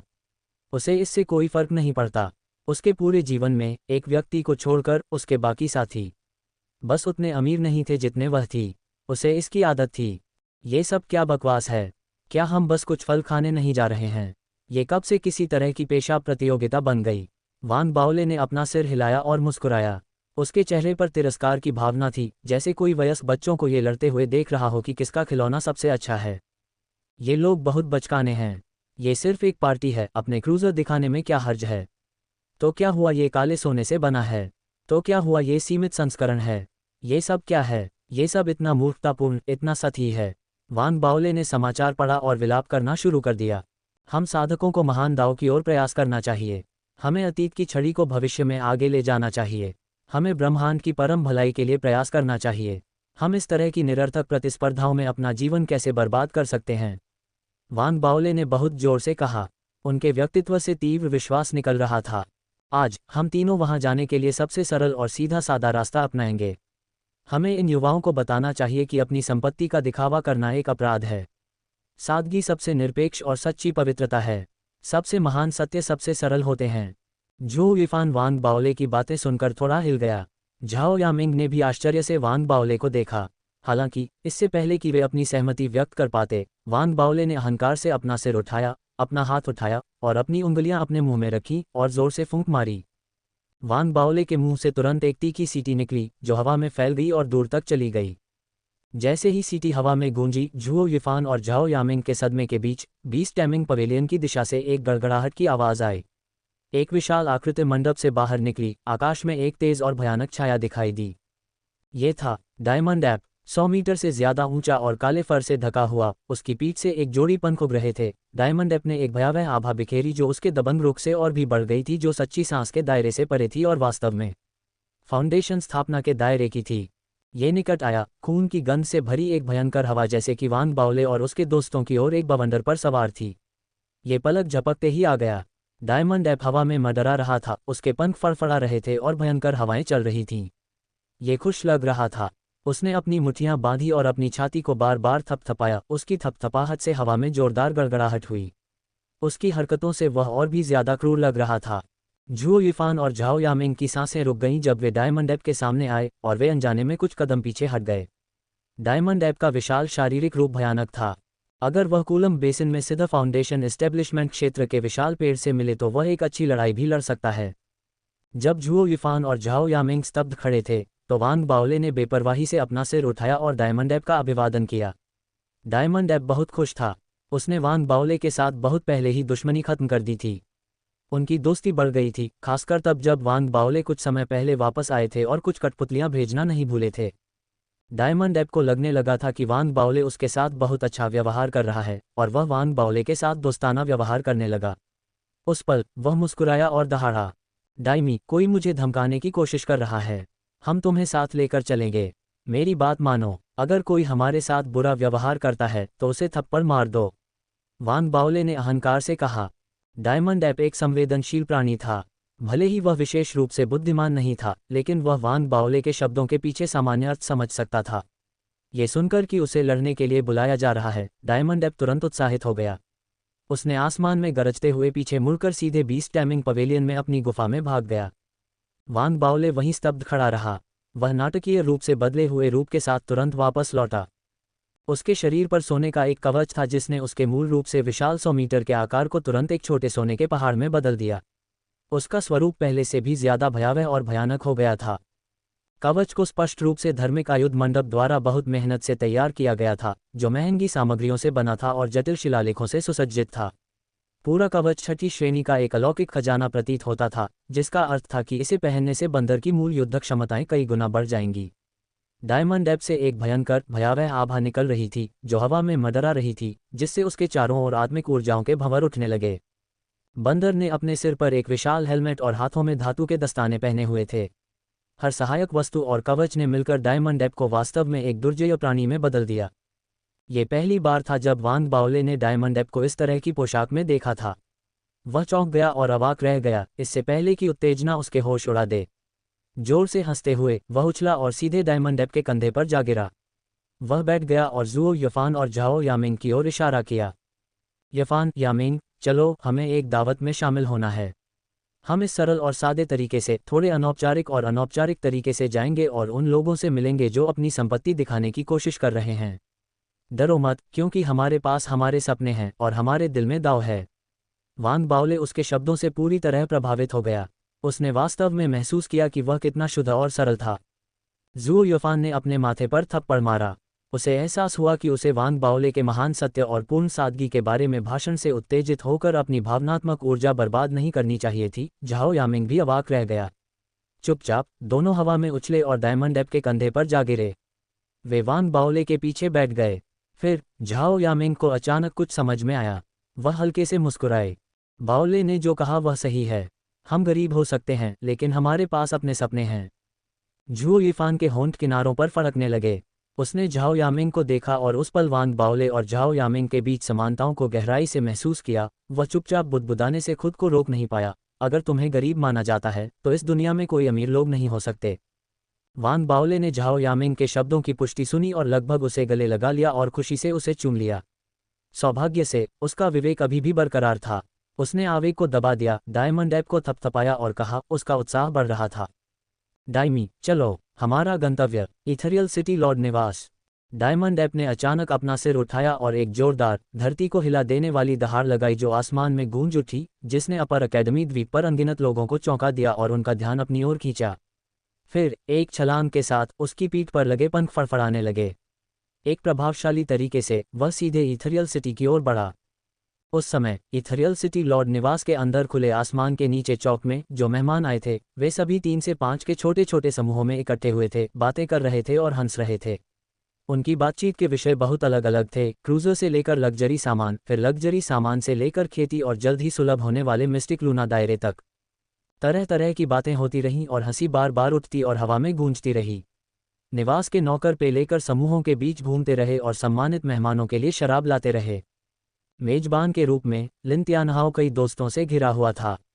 जब वे बातें कर रहे थे और हंस रहे थे तो उनके आकर्षक तरीके और आकर्षक रूप ने अन्य दाव कॉलेजों की कई महिला साधकों की प्रशंसा भरी निगाहों को आकर्षित किया। ली यी उनमें से एक थी। वह शराब का गिलास पकड़े हुए थी और अपने चेहरे पर मुस्कान के साथ लिन त्यानहाओ को देख रही थी। जब उसने कुछ मजाकिया बात कही तो उसने अपने होठों को एक शालीन मुस्कान में दबा लिया। वह लिन त्यानहाओ और वांग बाओले के बीच तुलना करने से खुद को नहीं रोक पाए। लिन त्यानहाओ की तुलना में उसे लगा कि वांग बाओले गोबर के ढेर के समान है। लिन त्यानहाओ के अलावा झुओ यिक्सियन 5 पीढ़ी के आकाश कबीले में झुओ परिवार के युवा स्वामी और उत्तराधिकारी के रूप में अपनी स्थिति के साथ भी कई युवा पुरुषों और महिलाओं से घिरा हुआ था जो उसकी दोस्ती चाहते थे। उसने उनके साथ एक सुखद बातचीत की। सेनेटरों के बेटे और बेटियों को सभी एक बेहतर माहौल में पाला गया था। इससे उन्हें अपनी संपत्ति के बारे में शेखी बघाड़ने की इच्छा हुई। हालांकि उनके परिवार के कुल की शिक्षाओं ने भी उनके अंदर कई अच्छे गुणों को गहराई से समाहित कर दिया था। चाहे वह खुद को संभालने का तरीका हो या उनकी साधना, किसी भी सामान्य व्यक्ति की तुलना में दोनों ही अनुकरणीय थे।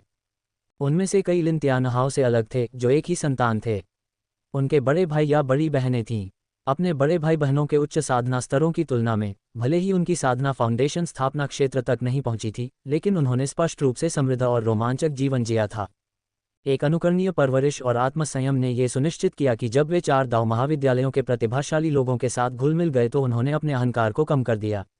दोनों समूहों ने एक दूसरे के साथ दोस्ती की और अपने अपने संबंध बनाने शुरू कर दिए। ये कहा जा सकता है कि वहां एकत्रित लोग संघ में युवा नायकों की आने वाली पीढ़ी के एक हिस्से का प्रतिनिधित्व करते थे। भले ही समय के साथ कई लोग नायकों की श्रेणी से बाहर हो जाएं, लेकिन भविष्य की कई महान हस्तियां निस्संदेह उनके बीच से उभरेंगी। उदाहरण के लिए ली शियू उनमें से एक था। नाम में शियू लिंग के संदर्भ में नहीं था, बल्कि उत्कृष्टता का अर्थ था। ली शियू स्वाभाविक रूप से एक महिला साधक नहीं था, बल्कि एक लंबा युवक था। हेड सेनेटर के बेटे के रूप में भले ही उसकी एक बड़ी बहन थी जिसकी साधना कोर फॉर्मेशन क्षेत्र के करीब पहुंच रही थी, वह परिवार के कबीले में अपनी पीढ़ी का इकलौता बेटा था। उस पर ध्यान और उम्मीदें औसत व्यक्ति से कहीं ज्यादा थीं। वह शराब का गिलास पकड़े हुए एक कोने में आलसी ढंग से बैठा था और उसके चारों ओर अन्य सेनेटरों के कई बच्चे थे। ये स्पष्ट था कि उसे समूह के सम्राट के रूप में माना जाता था। यहाँ तक कि लिन त्यानहाओ, जो उसके अनुयायियों में से एक की तरह उसका पीछा नहीं करता था, उसके साथ अत्यधिक सौहार्दपूर्ण व्यवहार करता था। मैंने सुना है कि इथरियल दाव कॉलेज ने खुद को एक वांग बाओले पाया है। त्यानहाओ, तुम भी इथरियल दाव कॉलेज से हो। तुम इस वांग बाओले से परिचित हो। ली शियू ने लिन त्यानहाओ की ओर देखा जो ली यी से बात कर रहा था और लापरवाही से पूछा, वांग बाओले। लिन त्यानहाओ वांग बाओले में ली शियू की रुचि को समझ सकता था। उसने कुछ देर तक विचार किया। अगर यह अतीत में होता तो वह ली शियू और वांग बाओले के बीच गुप्त रूप से संघर्ष को भड़काने का अवसर जब्त कर लेता, इससे पहले कि वे एक दूसरे से मिलें। हालांकि कुछ सोचने के बाद लिन त्यानहाओ ने अपना सिर थोड़ा हिलाया। मैं परिचित नहीं हूं, मैं उसके बारे में ज्यादा नहीं जानता। ओह, लिन त्यानहाओ का जवाब सुनकर ली शियू की आंखें चमक उठीं। उसके होठों पर मुस्कान की एक झलक थी। वह लिन त्यानहाओ के चरित्र को जानता था और सरल उत्तर में छिपी हुई कुछ गहरी बात को समझ सकता था। ली शियू ने सोचा, ली यी ने तिरस्कार में नाक बांध से कुड़ी। उन दोनों का एक ही पारिवारिक नाम ली होने के बावजूद वे एक ही परिवार के कबीले से नहीं थे। उसने तिरस्कारपूर्वक कहा, मैं इस वांग बाओले से अच्छी तरह परिचित हूँ। वह घृणित, बेशर्म और विकृत है। उसका सिर बुरे और गंदे विचारों से भरा हुआ है। जल्दी या बाद में उसे किसी के द्वारा बधिया कर दिया जाएगा और कीमा बनाया जाएगा। ली यी के शब्द उसके आसपास के कई लोगों ने सुने और वे मुड़े और उसकी ओर देखने लगे। ली शियू के चेहरे पर भी जिज्ञासा थी। वह उससे आगे कुछ पूछने ही वाला था कि अचानक दूर आसमान से गड़गड़ाहट की गड़गड़ाहट जैसी गर्जना हुई। यह आवाज़ बहरा कर देने वाली थी, हवा में कंपन पैदा कर रही थी और तेज हवाएं चल रही थीं। हवाओं ने आसपास के पेड़ों को झकझोर कर रख दिया और रेत के तूफान पैदा कर दिए। चौक में मौजूद हर कोई हैरान होकर देखने लगा। लिन त्यानहाओ, झुओ युक्सियन, ली शियू और अन्य युवा नायकों ने भी ऐसा ही किया। उन्होंने अपने चेहरे दहाड़ने की ओर घुमाए। तुरंत सभी ने चौंक कर अपनी आंखें चौड़ी कर लीं। कुछ लोग खुद को रोक नहीं पाए और जोर से चिल्लाने लगे। यह क्या है? दूर आसमान में उबलते बादलों और तूफानी हवाओं के बीच एक काला धब्बा उभरा। यह एक छोटा सा धब्बा था जो पलक झपकते ही आकार में बढ़ गया। कुछ सांसों के अंतराल में ये सभी की आंखों में एक विशाल आकृति में बदल गया जो एक छोटे बख्तरबंद पहाड़ की तरह ऊंचा था। डायमंड एप आ गया था। डायमंड एप की उपस्थिति, उसकी हिंसाधारी आभा, कवच के बाहर उजागर काली फर, उसकी लाल आंखें और उसके फड़फड़ाते पंख जो हिंसक हवाओं को हिलाते थे, ने तुरंत सभी को विस्मय और भय से कांप दिया। एक राक्षस, एक फाउंडेशन स्थापना क्षेत्र राक्षस। आश्चर्य से अनगिनत सांसें निकल रही थीं। केवल युवा नायक ही नहीं थे जो स्तब्ध थे, शहर के कई निवासियों के चेहरे पर तब बदलाव आया जब उन्होंने डायमंड एप को स्पष्ट रूप से देखा। वे आतंक की चीखों के बीच पीछे हट गए। जरा कल्पना करें, डायमंड एप का 100 मीटर लंबा रूप, राजसी कवच से सुसज्जित और इसे एक जानवर देवता की समानता में बदल रहा है। इसकी नींव स्थापना क्षेत्र की खेती ने ही इसे अजेय बना दिया। इसकी भव्य और भयानक आभा ने सभी को भयभीत कर दिया जिसने इसे देखा। इसका विशाल भौतिक रूप भी उतना ही विस्मयकारी था जो इसकी शक्ति को बढ़ाता था। जैसे ही वह निकट आया और उसके शरीर से आभा फैलती गई, इथरियल सिटी लॉर्ड निवास के खुले मैदान में मौजूद हर व्यक्ति ने ठंडी हवा में सांस ली और सहज रूप से पीछे हट गया। यहाँ तक कि निवास के पहरेदार भी भय और घबराहट से अकड़कर खड़े हो गए। सौभाग्य से लोगों के बीच इथरियल दाओ कॉलेज के शिष्य भी थे जिन्होंने स्पष्ट रूप से डायमंड एप को पहचान लिया था। अन्य दाओ कॉलेजों के अन्य लोगों ने इथरियल दाओ कॉलेज से डायमंड एप के बारे में सुना था। आश्चर्य में वे चिल्लाने लगे, ये बीस्ट टैमिंग पवेलियन से डायमंड एप है। हे भगवान, ये यहाँ क्यों है? ये है इथरियल दाओ कॉलेज का डायमंड एप। आश्चर्य की बार बार की गई चीखों ने भीड़ को थोड़ा शांत कर दिया। वे अभी भी तेजी से आ रहे डायमंड एप से भयभीत थे। हालांकि जैसे जैसे डायमंड एप आगे बढ़ता गया और सभी की आंखों में साफ होता गया, उसके कंधों पर बैठी 3 आकृतियां, जिसमें वांग बाओले की आकृति भी शामिल थी, किसी ने देखी। कोई है, राक्षस के कंधों पर कोई है। ये कैसे संभव है? इथरियल दाओ कॉलेज का युद्ध जानवर एक साधारण सवारी में बदल गया है। भीड़ को करीब से देखने का समय नहीं दिया गया। एक तेज गर्जना के साथ आक्रमणकारी डायमंड एप सीधे स्वर्ग से उतरा। एक तेज गड़गड़ाहट की आवाज के साथ जिसने जमीन को हिला दिया, डायमंड एप का छोटा पहाड़ सीधे इथरियल सिटी लॉर्ड निवास के चौक पर उतरा। जमीन पर उतरते ही इसने भूकंप के झटके भेजे। डायमंड एप प्रसन्न लग रहा था। उसने उन चीजों पर ध्यान नहीं दिया जो उसे छोटे छोटे इंसान लग रहे थे। अपना सिर आसमान की ओर उठाया, एक भयंकर दहाड़ लगाई और अपनी दोनों मुट्ठियों से अपनी छाती थपथपाई। हवा में एक तेज गड़गड़ाहट गूंज उठी। भीड़ ने डर के मारे उसे देखा और वह घुटनों के बल बैठ गया, जिससे भीड़ में मौजूद हर व्यक्ति, जिसकी खोपड़ी भय से सुन्न हो गई थी, ने देखा कि वांग बाओले और उसके साथी उसके कंधे पर बैठे हैं। एक के बाद एक तीनों बंदर के कंधे से कूद पड़े। सभी की नज़रें शुरू में झाओ यामिंग और झुओ युफान पर टिकी थीं। झाओ यामिंग अपने सफ़ेद वस्त्र में एक परी की तरह लग रही थी, अलौकिक और उनकी दुनिया से अलग। वह पवित्रता और शालीनता दोनों को ही प्रकट कर रही थी और उसकी असाधारण सुंदरता और शांत नज़र ने उसे एक अनोखा आकर्षण प्रदान किया। उसके बगल में झुओ युफान लंबा और संतुलित खड़ा था, आकर्षक विशेषताओं वाला एक आकर्षक व्यक्ति और बुराई से अछूती स्पष्ट आंखें। वह सूरज की तरह था। जो कोई भी उसे देखता था वह उसके व्यक्तित्व से निकलने वाली एक चमकदार चमक को महसूस कर सकता था। ये जोड़ा, एक सुंदर और दूसरा सुंदर, ऊंचाई, रूप या आभा की परवाह किए बिना पृथ्वी पर पूर्णता का शिखर था। जिस किसी को भी आत्मसंदेह का जरा सा भी आभास होता, वह उनके सामने खड़े होने पर शर्म महसूस करता। साथ ही सभी का ध्यान उससे छीन लिया जाता और वह उन दोनों के सामने एक फीके नकल की तरह लगता। ये दोनों के बीच में था कि वांग बाओले खड़ा था। उसकी शारीरिक बनावट स्पष्ट रूप से अन्य दो से मेल नहीं खाती थी। उसकी ऊंचाई या शरीर के आकार के मामले में वह कहीं भी परिपूर्ण नहीं था। हालांकि वह ध्यान का मुख्य केंद्र बना रहा। वह वहीं खड़ा था, एक अजीब और अस्पष्ट भावना दे रहा था। ऐसा लग रहा था जैसे वह तीनों के समूह में नेता था। करीब से देखने पर यह स्पष्ट था कि झुओ युफान और झाओ यामिंग दोनों अनजाने में वांग बाओले से आधा कदम पीछे रह गए थे। भीड़ में मौजूद अन्य लोगों को नहीं पता था कि ऐसा क्यों था। यहाँ तक कि झुओ युफान और झाओ यामिंग ने भी अपनी मानसिकता में बदलाव को नहीं देखा था। कूलम बेसिन में विभिन्न दृश्य, जैसे कि वांग बाओले का उनके सामने खड़ा होना, उनकी पीठ पहाड़ की तरह ऊंची होना, उनकी यादों में अंकित थे। उस युद्ध का उन पर बहुत गहरा प्रभाव पड़ा।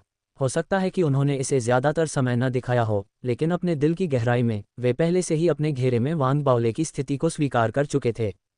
उनकी मानसिकता में आए बदलाव ने झुओ युफान और झाओ यामिंग के आभामंडल को प्रभावित किया। दूसरी ओर वांग बाओले ने कभी आत्मसंदेह नहीं जाना था, उनके शब्दकोश में ऐसा कोई शब्द नहीं था। दोनों की परिणति ये थी कि वांग बाओले अपना सिर ऊंचा करके और छाती बाहर निकालकर झुओ युफान और झाओ यामिंग के बीच खड़े थे, अपने पेट पर थपकी दे रहे थे, जो तब अंदर की ओर खींच गया था जब उन्होंने अपनी छाती बाहर निकाली थी, जिससे पूरी भीड़ भयभीत हो गई। देर से आने के लिए हमें माफ़ करें। कुछ ही शब्दों में उस दृश्य का वर्णन किया जा सकता है, जिसमें कोई व्यक्ति जिसने अपना सिर ऊपर उठाया हुआ था और अपनी छाती को फुलाए हुए था, लेकिन फिर भी ऐसा लग रहा था कि उसका पेट बाहर निकला हुआ था, अपने पेट पर थप्पड़ मार रहा था। शब्दों में उस अवर्णनीय आभा का वर्णन करना मुश्किल है, जो ऐसे व्यक्ति से फूट रही थी। उस पल वांग बाओले को लगा कि उसके सामने खड़े सभी लोग उसके लंबे, आकर्षक फिगर और उसके व्यक्तित्व से निकलने वाली ताकतवर आभा से दंग रह गए हैं। उसने उनकी चौड़ी चौड़ी आंखों और खुले मुंह वाले चेहरों को देखा और बेहद प्रसन्न हुआ। छोटा मोटा आदमी यह भूल गया था कि उसके पीछे एक चौड़े मुंह वाला और मुस्कुराता हुआ डायमंड डेप खड़ा था, जो हिंसा और क्रूरता की लहरें छोड़ रहा था। उसने अपना सिर थोड़ा ऊपर उठाया और खांसने लगा। क्या यहीं पर क्रूजर पार्क किए गए हैं? वांग बाओले ने एक कोने में खड़े सिटी लॉर्ड रेसिडेंस गार्ड की ओर देखा और पूछा। चारों ओर के गार्ड घबरा कर सांस ले रहे थे। वे सभी डायमंड डेप से निकलने वाली मजबूत आभा से डर गए थे। उन्होंने सहज रूप से सिर हिलाया, जिससे वांग बाओले को दिखावा करने का एक और मौका मिला। डायमी, यहाँ हमारा इंतजार करो। वांग बाओले ने मुड़कर डायमंड डेप को थपथपाया। वांग बाओले की बातें सुनकर डायमंड डेप ने गुर्राहट की और अपनी छाती जोर से थपथपाए।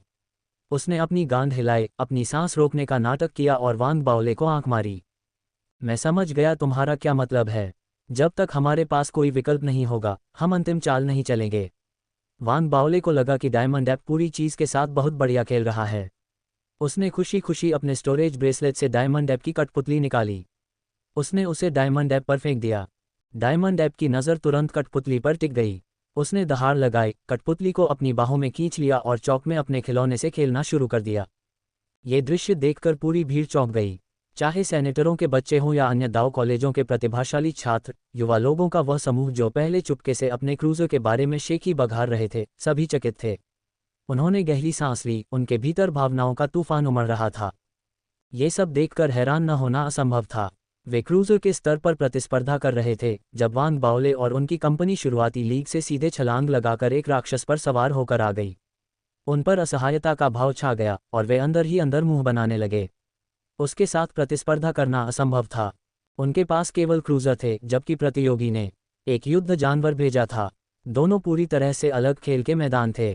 क्रूजर केवल साधारण परिवहन थे, जबकि एक युद्ध जानवर को वश में करना जो सवारी के रूप में भी काम कर सकता था, लगभग असंभव कार्य था। खासकर जब यह एक फाउंडेशन स्थापना क्षेत्र का युद्ध जानवर था। ऐसा लग रहा था जैसे कोई स्पोर्ट्स कार चला रहा हो, और जब वह दूसरे पक्ष को युद्धक विमान उड़ाते देखता है तो वह खुद को लेकर बहुत खुश होता है। लिन तियानहाओ ने जब ये दृश्य देखा तो उसके चेहरे पर मुस्कुराहट आ गई। वांग बाओले ने जो कुछ भी कहा, उससे वह अब आश्चर्यचकित नहीं था। उसके दिल में एक विश्वास मजबूती से जम गया था। वांग बाओले का जीवन एक गेम हैक जैसा होना चाहिए। या तो उसे एक अद्भुत पिता मिला है, या उससे भी अधिक अद्भुत गॉडफादर जिसने उसे अपने जीवन की योजना बनाने में मदद की है। लिन तियानहाओ के मुंह में खट्टा स्वाद घूम रहा था। अपने गुस्से में वह वांग बाओले के रास्ते से दूर रहने के लिए और अधिक दृढ़ हो गया। दूसरी ओर ली गुस्से में अपने दांत पीस रही थी। वह जोर से सांस ले रही थी। उसका गुस्सा उसकी छाती को ऊपर उठा रहा था, क्योंकि वह वांग बाओले के प्रति अपनी नापसंदगी से उत्पन्न गुस्से को बार बार दबाने की कोशिश कर रही थी। दिलचस्प, भीड़ के बीच और दूसरे सेनेटरों के बच्चों से घिरे ली शियू की आंखें चमक उठीं। जब उसने वांग बाओले को देखा तो उसकी आंखों में बढ़ती दिलचस्पी साफ दिखाई दे रही थी। भीड़ की घूरती आंखों के बीच वांग बाओले हंसे और झुओ युफान और झाओ यामिंग के साथ भीड़ के पास पहुंचे। हालांकि लिन तियानहाओ वांग बाओले के साथ कुछ भी करने के लिए अनिच्छुक थे, लेकिन दावत के मेजबान के रूप में वह केवल हिम्मत जुटा पाए और समूह के पास पहुंचे, अपनी मुठियां बांधी और विनम्र स्वागत किया। वांग बाओले का लिन तियानहाओ के साथ तालमेल ठीक नहीं था। हालांकि वह लिन तियानहाओ के अपने प्रति रवैये में बदलाव को महसूस करने में सक्षम था। उसने पलक झपकाए, फिर लिन तियानहाओ को देखकर मुस्कुराया, हालांकि वह अंदर से बहुत सतर्क था। क्या इस आदमी ने कोई नया मोड़ लिया है या फिर से कुछ षड्यंत्र रच रहा है? वांग बाओले ने लिन तियानहाओ के साथ दोस्ताना, लगभग भाईचारे का व्यवहार करते हुए अपना आश्चर्य छिपाया। लिन तियानहाओ ने जल्दी से उसे बाकी सभी से मिलवाया। झाओ यामिंग खुद प्राकृतिक सुंदरता से संपन्न थी और सेनेटरों की कुछ बेटियों को स्पष्ट रूप से जानती थी और बाद में उसे कंपनी के लिए ढूंढने लगी। झुओ यीफान के लिए भी यही स्थिति थी। उसके परिवार के बाहर कोई नहीं जानता था कि वह झुओ परिवार का एक युद्ध सैनिक था और उसकी अनुकरणीय उपलब्धियों के साथ साथ उसके शक्तिशाली पारिवारिक पृष्ठभूमि के कारण अन्य लोग आसानी से उससे दोस्ती कर लेते थे। वे तीनों अलग हो गए और दावत में एक दूसरे से मिल गए। वान बाओले ने पहले कभी ऐसी दावतों में भाग नहीं लिया था, लेकिन उसने बचपन से ही उच्च अधिकारियों की आत्मकथाएं पढ़ी थीं। वह ऐसी उच्च स्तरीय सभाओं का सामना करने में निडर था। वास्तव में ऐसा लग रहा था कि वह अपने तत्व में था। बीच बीच में हंसते हुए वह अजनबियों से खुशी खुशी बातें करता, उनके कंधों पर हाथ रखता या उन्हें गले लगाता, जैसे कि वह उन्हें पहले से ही अच्छी तरह से जानता हो। ली शिव, जो पहले से ही वान बाओले को जानने में दिलचस्पी रखता था, जब वान बाओले ने उसे गले लगाया तो उसने भी उसे गले लगा लिया। मुस्कुराते हुए उसने पूछा, भाई बाओले, क्या तुम जल्दी ही स्नातक नहीं हो रहे हो? क्या तुम प्रशिक्षण के लिए मिस्टिक लूना दायरे में जाओगे? क्या तुम उसके बाद मेरे पारिवारिक व्यवसाय में शामिल होने में रुचि रखते हो? ली शिव ने मुस्कुराते हुए कहा। वान बाओले ने आग्रह पर जोर से हंस दिया। उसने प्रस्ताव को ठुकराया नहीं, उसने सकारात्मक जवाब दिया। ली शिव को इससे कोई परेशानी नहीं थी। आखिरकार यह एक बहुत बड़ा मामला था और ऐसा कुछ नहीं था जिस पर तुरंत फैसला लिया जा सके। वान बाओले को अपने पारिवारिक गुट में शामिल करने का विचार अचानक आया था। दावत चलती रही, चौक में संगीत बजने लगा। इथरियल सिटी लॉर्ड रेसिडेंस में पीढ़ी के कुछ युवा नायक खुशी खुशी घुल मिल गए। यहाँ तक कि अगर उन्हें दावत में कोई खास नापसंद भी हो तो वे इसे जाहिर नहीं करते। चार दाव कॉलेजों के शिष्यों और सेनेटरों के बच्चों के एक दूसरे को बेहतर तरीके से जानने के बाद माहौल और भी जीवंत हो गया। एक पल बाद वान बाओले कुछ मुश्किल से अनौपचारिक बातचीत से बाहर निकल पाए। उन्होंने राहत की सांस ली, फिर अपने पास से गुजर रही एक सुंदर महिला नौकरानी से शराब का गिलास लिया। उन्होंने भीड़ को देखा, प्रसन्न हुए, शराब का घूंट लिया, फिर भौहें सिकुड़ीं। सुंदर महिला, क्या आपके पास आइस स्पिरिट वाटर है? अधिमानतः बर्फ के साथ। अगर इसमें नींबू के टुकड़े भी हों तो यह और भी बेहतर होगा। ओह ठीक है, मुझे खाना कहाँ मिलेगा? क्या सोया अंडे हैं? स्नैक्स, तले हुए आलू या बीफ जर्की, इस तरह की चीजें कैसी रहेंगी? वान बाओले ने शराब का गिलास थामे रखा और अपनी आंखों में प्रत्याशा के साथ महिला नौकरानी को घूरते रहे। महिला नौकरानी स्तब्ध रह गई। उसे पहली बार इस तरह के अनुरोध का सामना करना पड़ा था। उसने जल्दी से अपना सिर हिलाया और वान बाओले के आइस स्पिरिट वाटर और सोया अंडे की तलाश में चली गई। बड़े परिवार अलग अलग होते हैं, उनके पास सब कुछ होता है। वान बाओले बेहद खुश था। उसने वाइन का गिलास थाम लिया। भले ही उसे यह बिल्कुल भी स्वादिष्ट नहीं लगा, लेकिन बाकी लोग इसके आदी लग रहे थे। उसने गिलास को अपने होठों से सटाने का नाटक किया और एक छोटा घूंट पीने ही वाला था कि झाओ यामिंग उसके पीछे भीड़ से बाहर निकल आई। उसके चेहरे पर एक प्यारी सी मुस्कान थी। वह वान बाओले के बगल में धीरे से हंसी और कुछ कहती हुई दिखी। दूसरे लोग सुन नहीं पाए कि वह क्या कह रही थी, लेकिन उसके चेहरे के भावों को देखकर ऐसा लग रहा था कि वह कुछ दिलचस्प बता रही थी। झाओ यामिंग वान बाओले के पास चली गई और उसके चेहरे पर मुस्कान के साथ रुक गई। हालांकि उसके होठों से निकले शब्द बेहद गंभीर थे। बाओले, पीछे मत मुड़ो, तुम्हारे पीछे, तुम्हारी बाईं ओर, लंबे बालों वाला एक युवक है जो हमारे कॉलेज की वर्दी पहने हुए है। वह सामान्य लग रहा है, लेकिन मुझे नहीं पता कि जब मैं पहले उसके पास से गुजरा तो मुझे अचानक ऐसा लगा कि मैं उसे कहीं से जानता हूं और वह अपरिचित है। इस भावना को बयान करना मुश्किल है। मुझे एहसास हुआ कि वह भी हमें देख रहा है, खासकर तुम। मेरी सहज बुद्धि मुझे बता रही है कि यह व्यक्ति बेहद खतरनाक है। लगता है कि वह हमारे प्रति बुरे इरादे रखता है। ये सुनकर वान बाओले के चेहरे पर कोई बदलाव नहीं आया। वह हंस पड़ा मानो उसने अभी अभी कुछ बेहद मज़ेदार सुना हो। तभी महिला नौकरानी उसके आइस स्पिरिट वाटर और स्नैक्स लेकर लौटी। वान बाओले ने मुड़कर नौकर की ट्रे से आइस स्पिरिट वाटर उठाया। उसकी आंखें किसी एक व्यक्ति पर ध्यान दिए बिना दूर की ओर आराम से घूम रही थीं। उसने तुरंत समझ लिया कि झाओ यामिंग किसकी बात कर रहा था। बिना किसी हिचकिचाहट या विराम के उसकी आंखें दूसरी ओर मुड़ गईं। उसने अपने हाथ में आइस स्पिरिट वाटर से एक घूंट लिया, मुस्कुराया और धीरे से कहा, यह अजीब है, मुझे वह थोड़ा परिचित लगता है लेकिन साथ ही अपरिचित भी। वान बाओले ने कहा। वान बाओले और झाओ यामिंग एक दूसरे को घूरते रहे। उन्होंने अपनी बातचीत जारी नहीं रखी, इसके बजाय अलग हो गए और फिर से भीड़ में शामिल हो गए। दोनों ने अपनी सुरक्षा बढ़ा दी थी। वान बाओले ने गुप्त रूप से धार्मिक आयुध मंडप से संपर्क किया और अपने अधीनस्थों को निर्देश दिया कि वे उन शिष्यों की नाम सूची प्राप्त करें जिन्हें इथरियल सिटी लॉर्ड निवास में आमंत्रित किया गया था। उन्हें उपस्थित लोगों के लिए दृश्य शामिल करने थे। एक आयुध सैनिक को इस तरह के प्रयास को संगठित करने में कुछ कठिनाई का सामना करना पड़ सकता था, लेकिन वान बाओले उपमंडप प्रमुख थे। एक हद तक वह और चेन यूटोंग धार्मिक आयुध मंडप पर शासन करने वाले दो सर्वोच्च शासक थे। जैसे ही वांग बाओले के आदेश जारी हुए, धार्मिक आयुध मंडप में कई लोग इधर उधर भागने लगे। नामों की सूची जल्दी से इकट्ठी की गई और वांग बाओले को भेज दी गई। उसने इसे ब्राउज करते हुए अपने आई स्पिरिट वाटर को घूंट घूंट करके देखा और जल्द ही उसे वह मिल गया जिसे वह ढूंढ रहा था।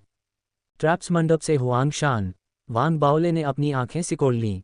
वह व्यक्ति जिसे झाओ यामिंग और वह दोनों ही परिचित पाते थे और जो उसे देख रहा था, वह हुआंग शान था, एक लंबे समय का शिष्य जो 4 साल पहले अपर अकेडमी द्वीप में आगे बढ़ा था। हुआंग शान, जो ट्रैप्स मंडप में प्रतिभा, एक प्रभावशाली पारिवारिक पृष्ठभूमि, साथ ही ट्रैप्स मंडप के बड़े के रूप में अपने वरिष्ठ के रूप में पिछले साल ट्रैप्स मंडप के उपमंडप प्रमुख के रूप में पदोन्नत किया गया था। Traps pavilion. क्या हम कॉलेज में पहले भी मिल चुके हैं? लेकिन यह व्यक्ति मुझे क्यों देख रहा है और झाओ यामिंग को खतरा क्यों महसूस हो रहा है?